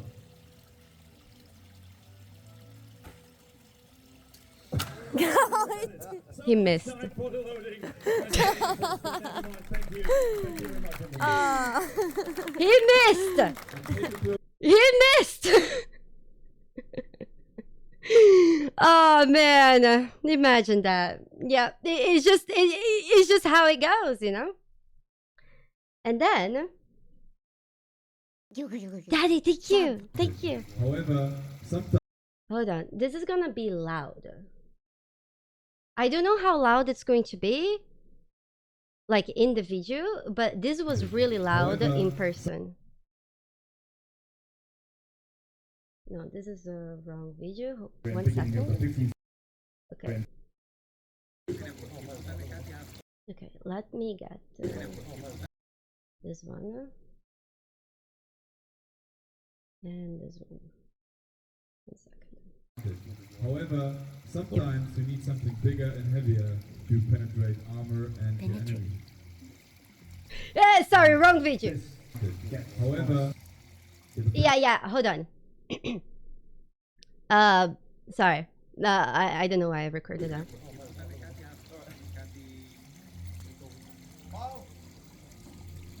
Hey! Holy!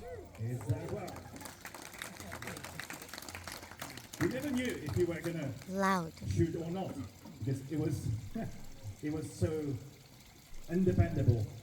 It may happen that the weather is... That was a right, gun. and there's a great Some of the humidity in first the air, guns. And the powder is just spoiled by that, and you wouldn't fire at all. Or the weapon has a malfunction, or a little crack in it, and it just blows into your face. That is something that happens quite often in the Middle Ages, and even later. Imagine if that can also happen in the game. The brass used for those weapons. So let's see something heavier. We call it hook gun. Hook gun. Because it's got this little metal hook down there that can be used. Ah, thank you, Talanos. Thank you. Thank you. The backlight, recoil of the gun, like this, against the shield. Fire! Oh my god. That was really loud. Heavier, more powerful weapon. Wow. Do you guys want to see a little bit more guns? Hold on. Let me see. I think I have some more guns that I can show you guys. There's the boomstick. Oh, that's the boomstick. Let's show you guys the boomstick.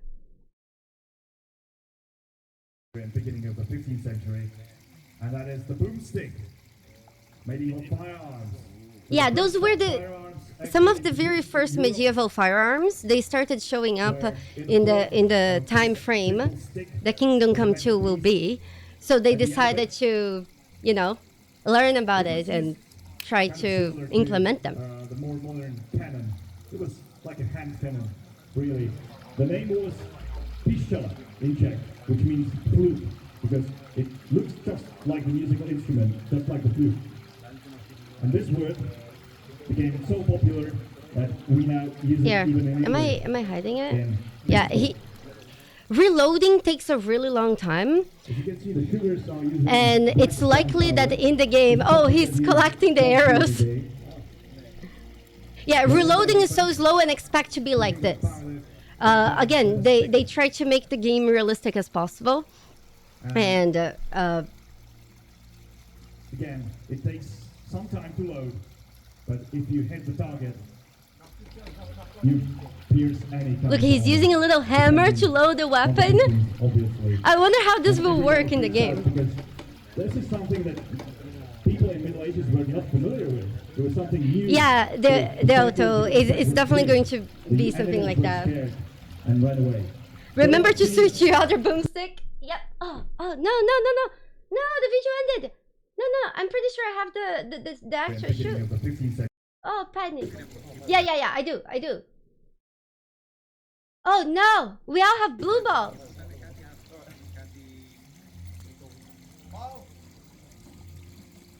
Holy. Yeah, wait, was that the one we saw first? We never knew if you were gonna Loud. shoot or not, because it was. No, we did it was see this so one. Independent. A lot of gunfire may happen that the weather is not right, and there's a great humidity in the air, and the powder is just spoiled by that, and you wouldn't fire at all. I wonder if that's gonna be the case in the game, which I find it to be likely. Because if the game is raining and you try to fire your gun... Or... Did we see this one? Oh no. Oh no. No, I didn't break NDA. No, I didn't. because this, all the things that they show outside of the room, it's fine for me to show. You can still carry it in your hands, but it's much more powerful. Have you seen this one as well? Much heavier. You don't Yeah, this is the end. Hold on. a lot of gunfire in it, but it's. Have you seen this one? God, it has been tough. Let me see. No, this one. This is the fire. Hold on. A lot of gunfire in it, but it's still portable. It's still a hand cannon. You can still carry it in your hands, but it's much more powerful. Oh yeah, this is the most powerful one. Yeah. You don't use just a stick, but you need a hammer to pound the gunpowder in it. And you need 2 men to operate the weapon. This one, I don't know. If I'm going to assume, if you deal with something like this, probably in the walls of like a castle or something. It gets again hooked against something like a castle wall or a shield. And now cover your ears because the boom is gonna go big.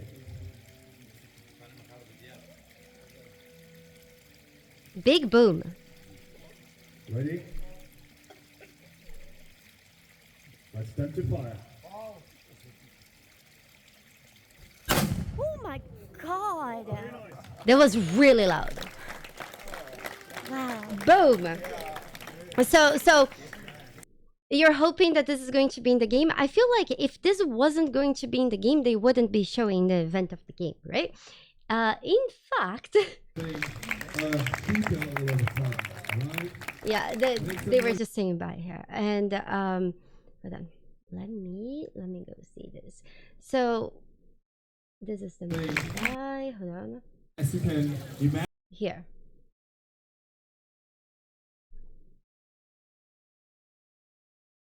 This is one of my as you talents. can imagine, probably what terror it must have brought to the battlefield. People heard and saw that for the first time. Can you They guys hear probably well? Shat their pants, same as I did a few seconds ago. So, but KCD2 is not becoming a shooter all of a sudden. This is again something. Imagine it as like an ultimate weapon, a power weapon. Shoot once, then change to the melee weapons and go for the next opponent. So, but still, it's a weapon that started to be popular, so we wanted to bring it to KCD2 as well. And with that, ladies and gentlemen, the official part of the KCD2 preview event is finally over. No. We made it. We all made it. That's very fine. You are very good. I would like to thank a few people. First of all, of course, Doba Karlova. So yeah, that was the end of the event. We got to see the different armors, the different weapons. It was pretty fucking amazing. I have never seen something like this. They did not only go above and beyond to try to make the game realistic as possible, but they also went above and beyond to teach us that they were doing that. Here, this is a fight. Let me show you guys. This is a fight without armor. So if they actually hit each other, there would be a lot of damage. Yes, apparently in 3 days of event, I was the only person that... Oh my goodness. Yeah, I got to talk with some of those fighters and knights, and some of them have been doing this for 30 years.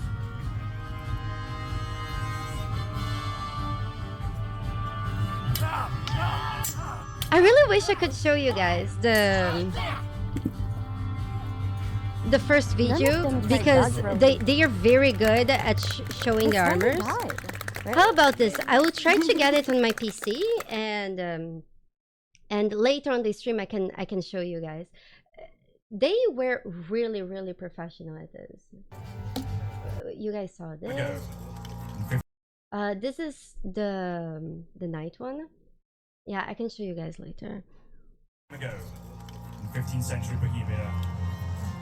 Yeah, this is that video that I showed you guys from my phone. Stood against each other. Great harm was done, and the only thing that could redeem it is a duel. The smaller Boca had the larger balls. Hold on, while you guys watch that, I will try to get the last video I want to show you guys.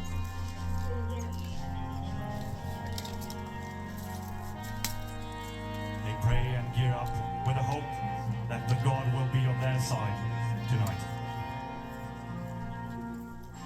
So you could also Choosing weapons, spears or long swords, or both in this case. so they were Unusual combination. using both the spear and the sword, like holding them together. So after the spear gets knocked off, they can still use the sword. So they wouldn't be without weapons.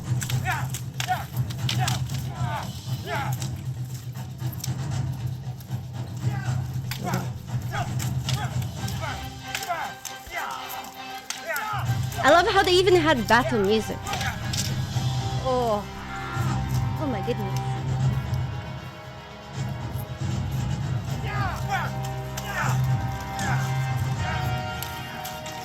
There you go. Yeah, he disarmed, one of them disarmed.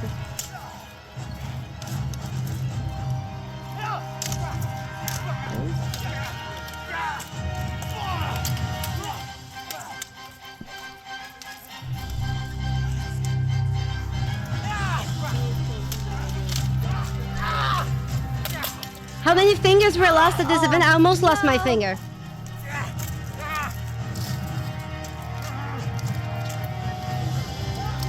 You see, he has a little dagger that he's trying to put under the helmet, under the chainmail that's protecting, to kill the other guy.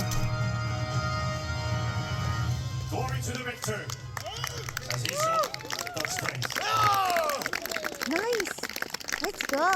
Is he really dead? Oh. Yep. That the rondo that it's called. Yeah, I didn't know the name. It's good to know. Okay, I can show you guys the video of me shooting with the crossbow. Hold on, let me get it. It should be this one. Rawr.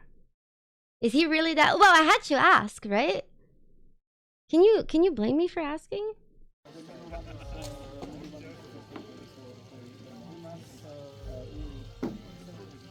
The line for the bow was too long. I actually shot with the crossbow twice. And now I can. So. The crossbow was... Okay, so what happened here? Okay. Here. You see how my finger is above the line here? You see my finger just peeking over here? Over there? Yeah, I didn't notice that was happening. You see? It's like just a little bit. So it hurt like a motherfucker. Now, I didn't lose my finger. I still have all my fingers, but because of doing that, it really hurt.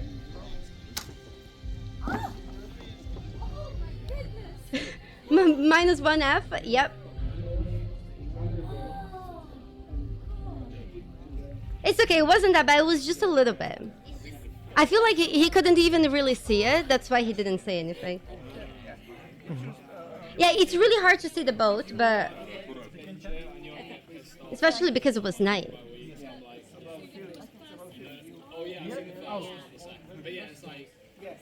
That first one I didn't hit anything or anything. This second one, you see. Well, at least I hit something like my finger. Ah, yeah, I get it.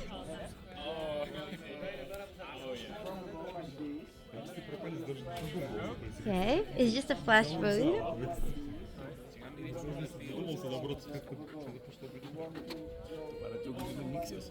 Okay.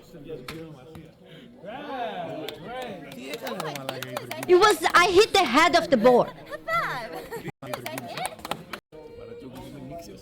I hit the head of that fucking boar. High five!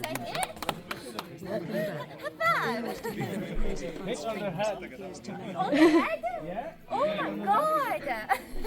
Angelicus, thank you, thank you. Cool. Let me see if I could find the other video. Hold on. Give me 1 second. I think I did. Let me put this here. Wait, it's in news? What do you mean? What? No.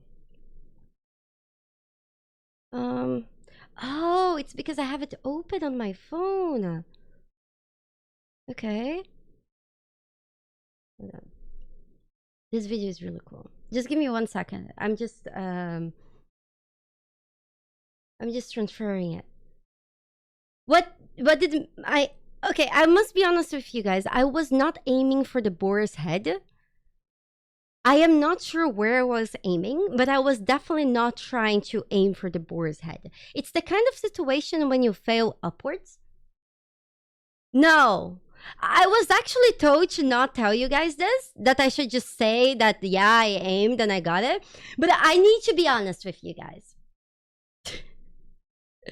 I really, yeah. But I tried. Is this the one now? Let me see. No, not this one. 1 second.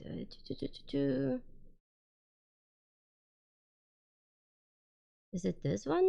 Oh yeah, this is the one. Noise, please, ladies and gentlemen. Okay, hold on. We are not going to watch the entire video because it's like 14 minutes. It's a lot. Oh no! Panic! I accidentally recorded it sideways. Can I flip here? Can I rotate here? Oh, there we go. That's perfect.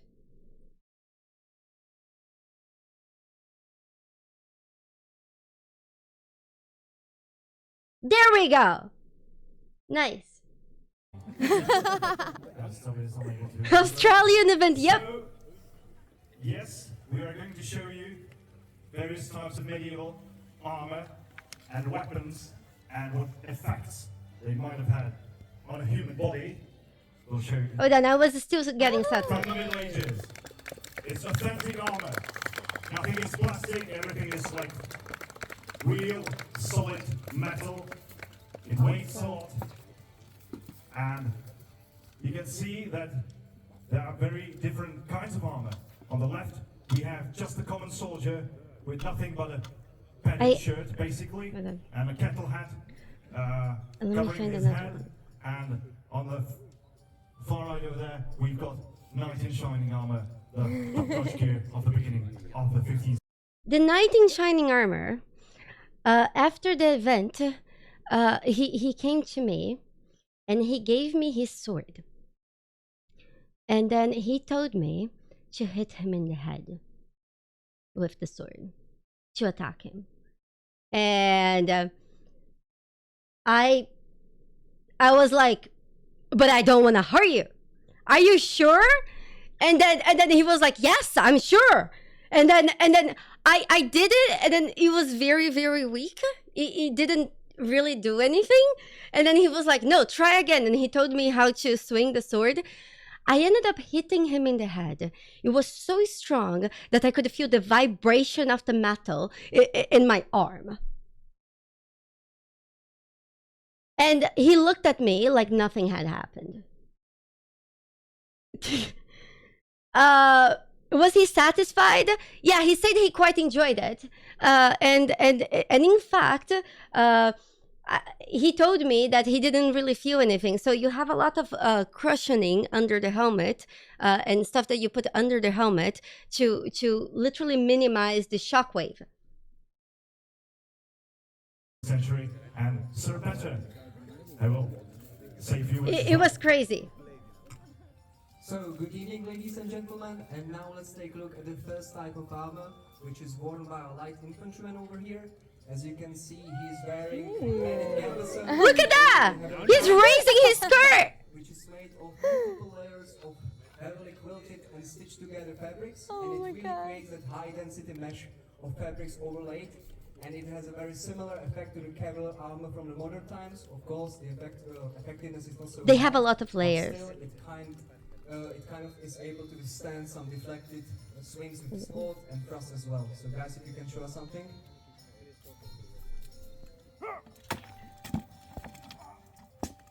Oh! Oh Yeah, we're actually using the blunt sword. There's a simple reason behind it. We need to also wake up tomorrow and go to work, so we don't really want to do it. But we will show you with the sharp sword, actually. Another knight in shiny armor. He has a sharp sword, and he will show you what it can do against the Gambison or the mannequin over there. This is actually quite impressive. Okay, I'm getting us also the last video I want to show you Basically guys. a cutting weapon. It can go through, Done. but it's not so deep, so there's less bleeding, and the risk of infection is also smaller. It's got through and damaged the bone. Damage the bone. Not too good for him. And now we will also show you what Goofy it can ass do. shield. Armor at all, which is basically very That's how versatile. shields wear. It will appear in a battle, but we have here our head and a sharp sword. So what do you think it can do? It's fine. Flesh wound. Holy! One more, please. Oh my. Oh my goodness. Look at that. Very sharp. I don't want to beat that guy. Can I eat that?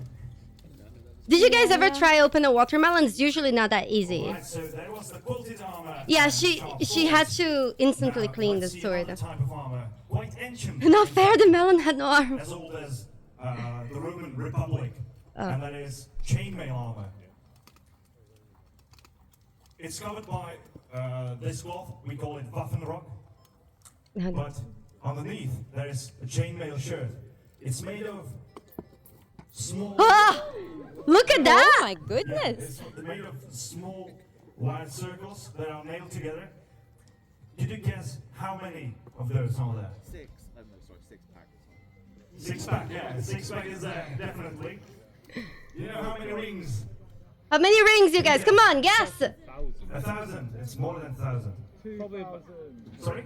I'd have guessed about 10,000. 10,000. It's actually quite close. Okay, Crazy Miss got it before Very 10,000. expensive.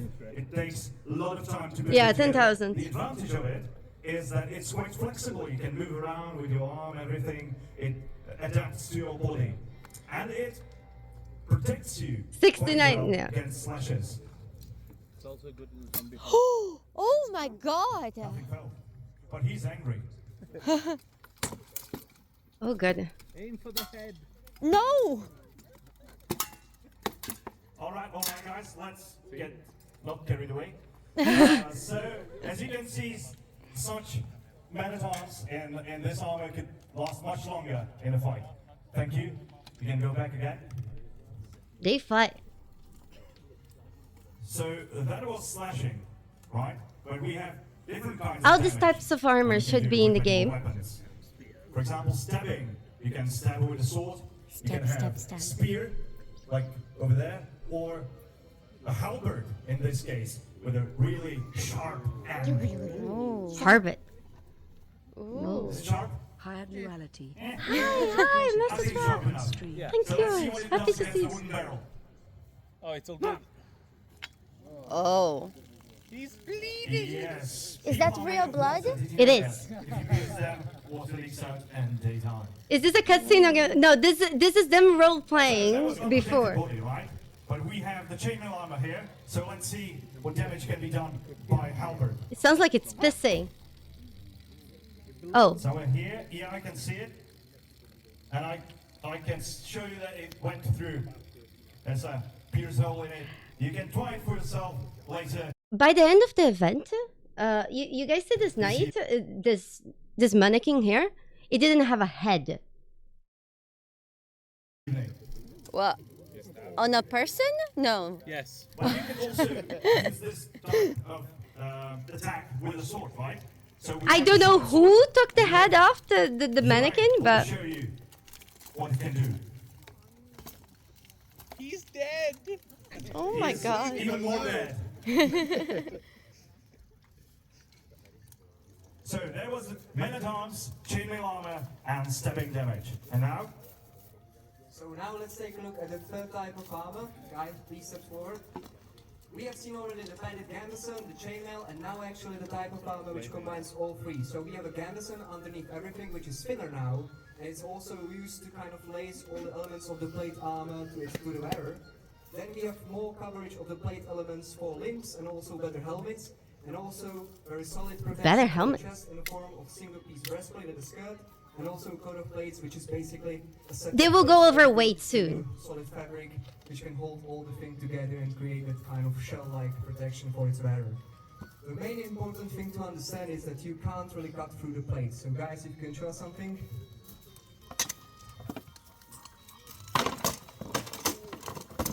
You can see they are literally smacking each other. Bouncing away, no damage is done. The wearer could probably feel something, but he can carry on with fighting. I hope it's not personal. No, they are good friends actually. So now with a full force swing against the mannequin, because they were kind of trying to not hurt each other. Really? Where are they not? Yeah, actually. You would definitely feel a little sting, but you could still carry on with fighting. Without your breath. So now, is there any special kind of scenario where you could actually pierce the plate armor? If you have, Yep. for example, a rider on horseback Hold on. who has a lance or spear, and he uses all the force of the You see how the horse shield and has the hole for the and he spear? kind of gathers it to the one point, he can actually overcome the plate protection in the form of coat of plates, and he can pierce between overlapping plates, basically overcoming it and killing the target inside. So what do you actually need to pierce the, or not really pierce it, but overcome the armor? You need to change your weaponry for something What's heavier. curved So like we have this? Maces, halberds, and later you will even see the poleaxes. Oh, the mace. Oh! This can actually cause Holy! concussion, or he can kind of lose his consciousness, and you can finish The guy him just off. got a concussion. Is he alive? Oh my goodness. He just got a little concussion, but he's fine. Are you sure they like each other? Sorry? Are you sure they like each other? Okay, thank you, Valerie. You can actually stay here.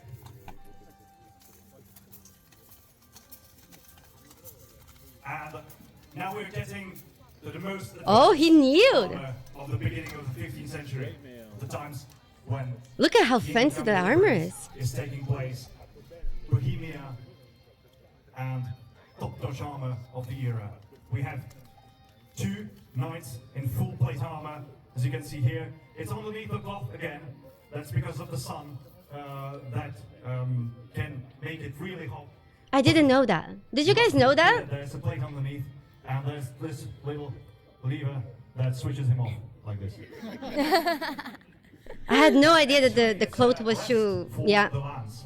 As you've seen with It makes sense, but I just didn't realize that. on horseback, like this.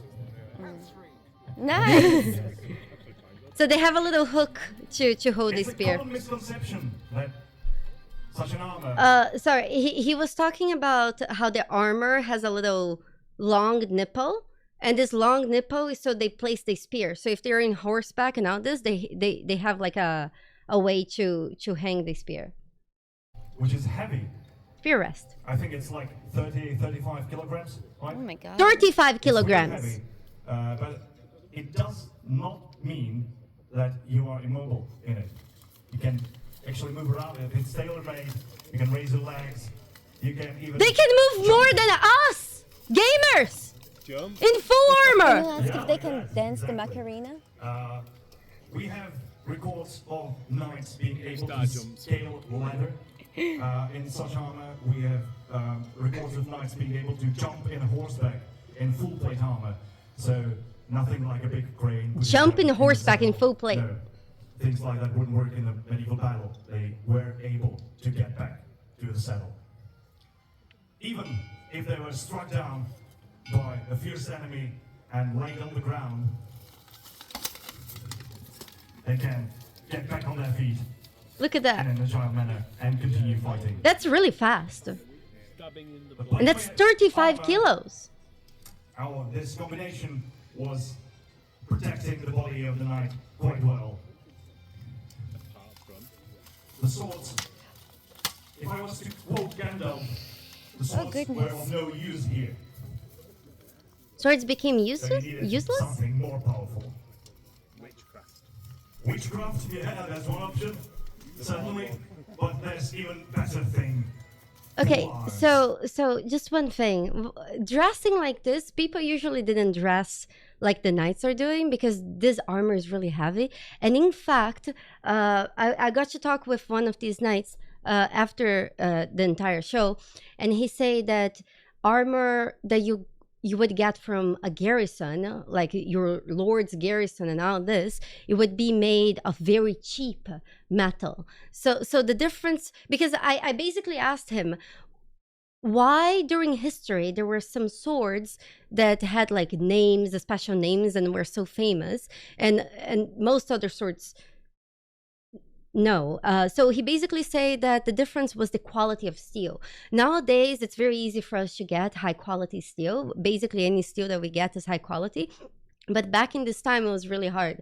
So the nobles and the knights that had their personalized weapons and armors, those were a lot more effective. So the cheap steel, you would have stories of some swords that would break other swords, but mostly because the normal common quality of steel was very low. That's why they could do that.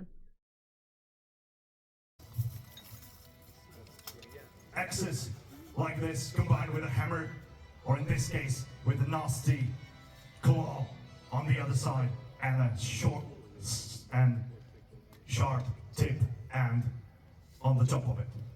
So this weapon, I actually got to use this weapon, and this weapon right here, it's apparently the most versatile weapon that you could use in like close range. So first, it's long, so you can also get some distance. You can also get up close and hit people. You see this end here. You can use this end to, for example, pull somebody's leg so they fall. You can use this end to pull somebody's head so they lose balance as well. So the halberd has been one of the most versatile weapons.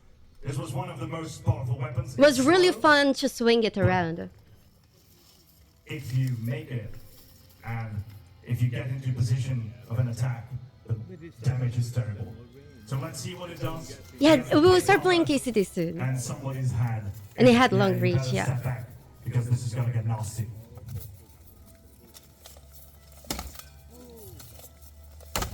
Holy.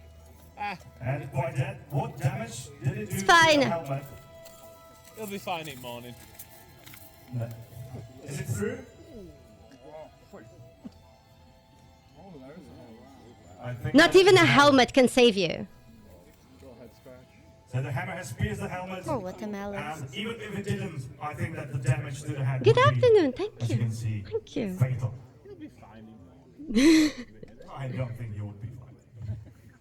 Okay, I think I have one more video to show you guys. That's Thank fun. you, Mr. And then we for start this playing. demonstration. So, what to do with this such a on? well-trained, well-equipped, and well-armed 1 medieval second. knight? The only thing that remains is bigger numbers.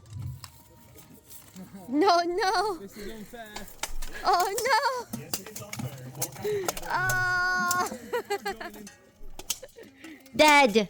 Well, normally, at this point, the knight would ask for ransom, but since half of his face is missing, he wouldn't return him like that to his father. So, Oh. Misericordia, or the dagger, It is but a the scratch? dagger ends his life. Wow. Thank you, gentlemen. Thank you, knights and men of the Yay, thank you. Thank you. Just 1 second. Let me see. I think I had downloaded it, but now I'm having Oh yeah, I do. But because everything you saw right now is really relevant for KCD2, all of it. You have the different types of armor. Think of it. In KCD2 you have the layering system, right? You can combine freely the different pieces. Every piece is good against another type of weapon. Stone, paper, scissors, don't forget it. If you have soft armor, well, take a sword or something, slash through him, beat him to death.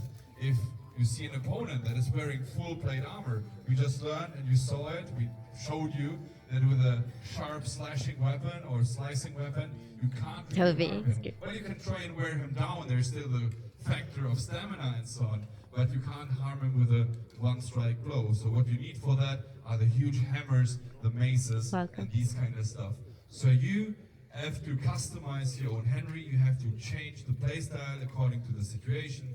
You are attacking bandits, take the swords. You're stealth archer. Taking well-trained soldiers, take the blunt weapons. Now, to make it a little bit easier or more accessible in KCD2, you have the different sets of armor. So you can quickly now, before the combat, change in the different sets. You have presets which you can freely change, and weapon sets, so it makes it a little bit easier to adjust to the situation. But as you saw right now, same as in KCD2, whenever, even though you are a knight in shining armor, in the best armor there is, the moment the people outnumber you, even blokes with a stick can struck you down. So KCD2 feels the same. Think twice if you see 4, 5, 6 soldiers in front of you. Spartacus sword ahead is not always the best option. So yeah, but later we'll tell you more about what to do in a situation. Nice. Bring a dog. So we'll be here the whole evening. If you want to get acquainted with weapons or try some armor, look at how the layers are actually put together, or how much weight you can stop by at our tent over there. Yeah, so they were there teaching us about everything. It was honestly such a good time, and every single thing that they talked about in this event is going to be relevant for the game. Like they basically showed how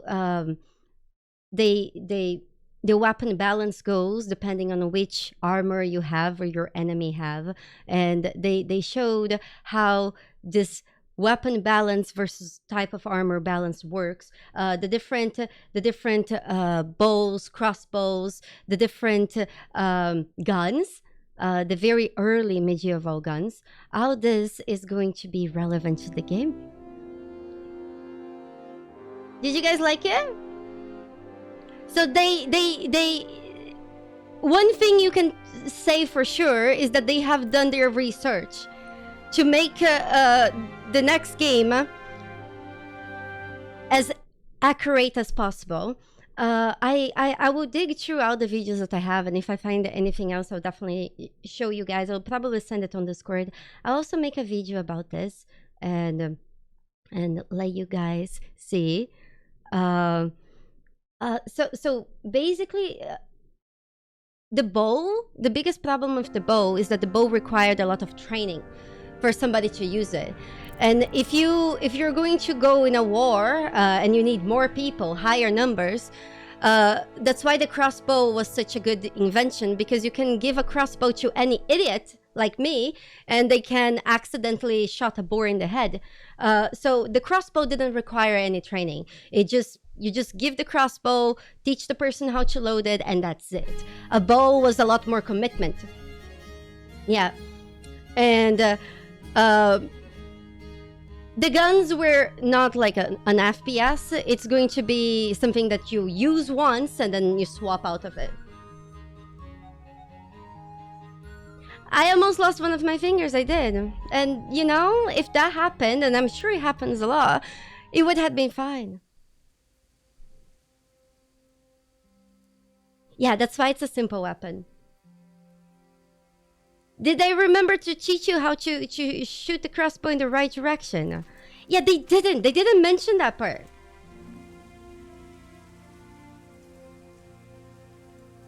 It was lovely. It was absolutely lovely spending time there. I absolutely love the show. There's still a few things I have to tell you guys. So after the event, oh, I got a bunch. Oh, I forgot to tell you guys. After all the nights showed everything,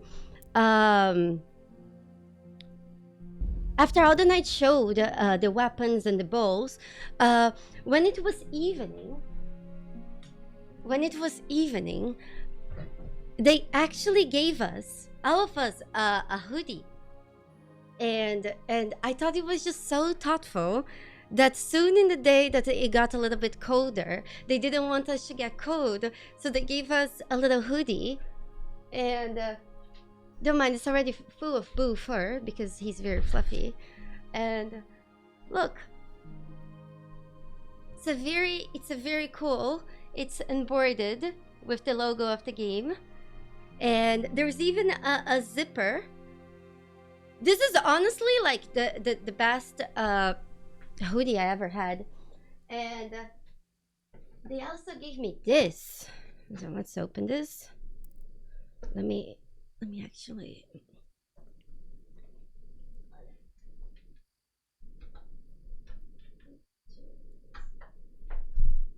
They also gave me this.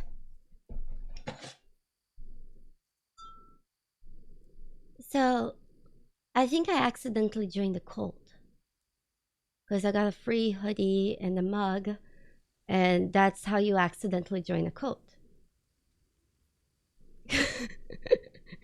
So yeah, it has the logo of the game. It's very nice. They also gave me some other gifts. Let's quickly go through them. Is that an iron mug? No, it's ceramic.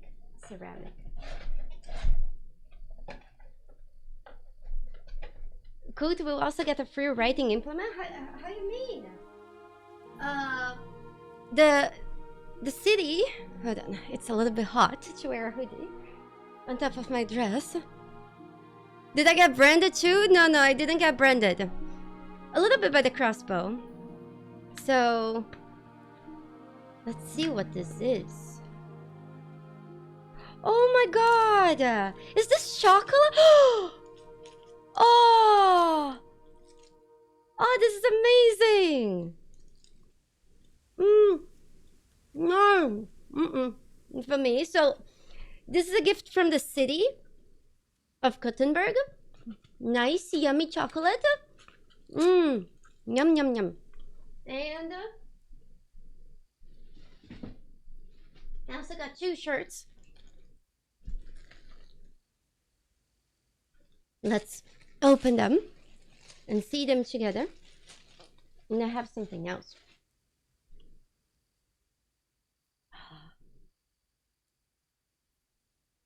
That's so cool. And the back. Nice. And there's another shirt. You guys, after the event, we made it back to the hotel. It was past midnight. And I had to be at the airport at 3 in the morning. So after this entire event that I showed you guys, all the videos and everything, I couldn't sleep. I was packing my luggage so I could make sure that I could fit everything. I also got this. And I went directly to the airport. So up until yesterday that I arrived, I just had like little naps.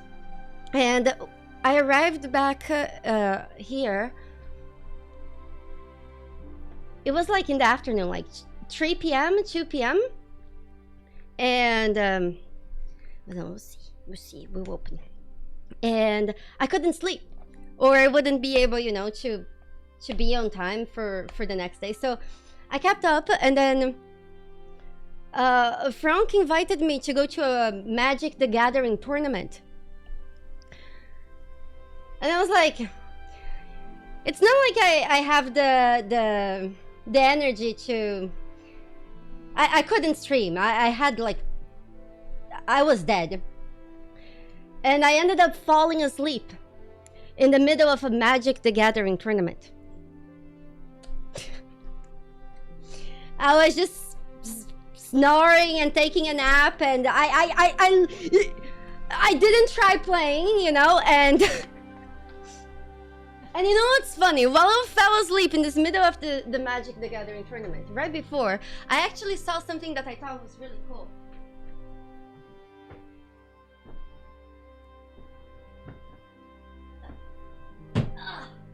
Have you guys heard of this game? I found the board game of Slay the Spire. And I thought that was really fucking cool. So I really loved this game. I played lots of hours of this game. This is a computer game that just got turned into this. Apparently it arrived this week at the store. And I was like, I bought it, especially because you can play it from 1 to 4 people. So you can also play by yourself, like a board game. So it was like perfect for me. And I was just looking at the board game and all this, and that's how I fell asleep. So I fell asleep with this box on the table with me, and I accidentally advertised this to a bunch of people.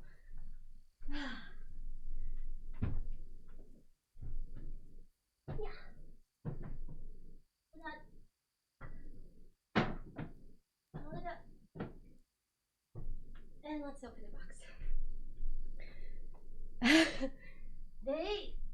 I hope they're thankful, because apparently people were just, you know, going around me and seeing that and wanting to buy it and asking about it. Accidental advertise. Here.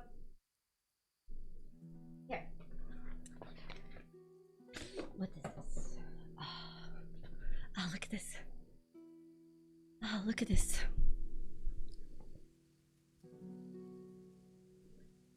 Holy shit!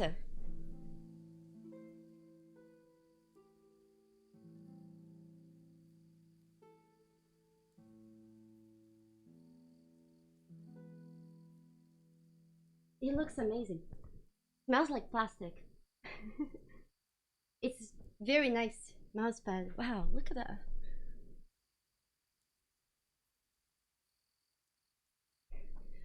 A blanket that sounds like the second as a mouse pad. Honestly, it's true. Yep, very, very nice, very nice. So those are the gifts that they gave me, and the reason why I almost had to leave in high heels. I bought this little bunny in the airport. I feel really lucky. I feel like I think this is one of the best gaming preview events that has ever been done, and I feel so lucky that I got invited to something like this. It was honestly so unexpected. It was during a very difficult time of my life, so I'm glad that everything worked out. There's a bunny! I'm glad that everything worked out, that I could go, and I still have a lot that I could have shared with you guys about the game itself. I got to play it for 4 hours, and but sadly, I can peep about it now. But all I can say is, those of you who did love this game, I'm sure you will love the next one. And those of you who have never played this game, and if you want to play Kingdom Come for the first time, the second game, you're also going to be very happy. I feel like they did a good job making both audiences of the game happy.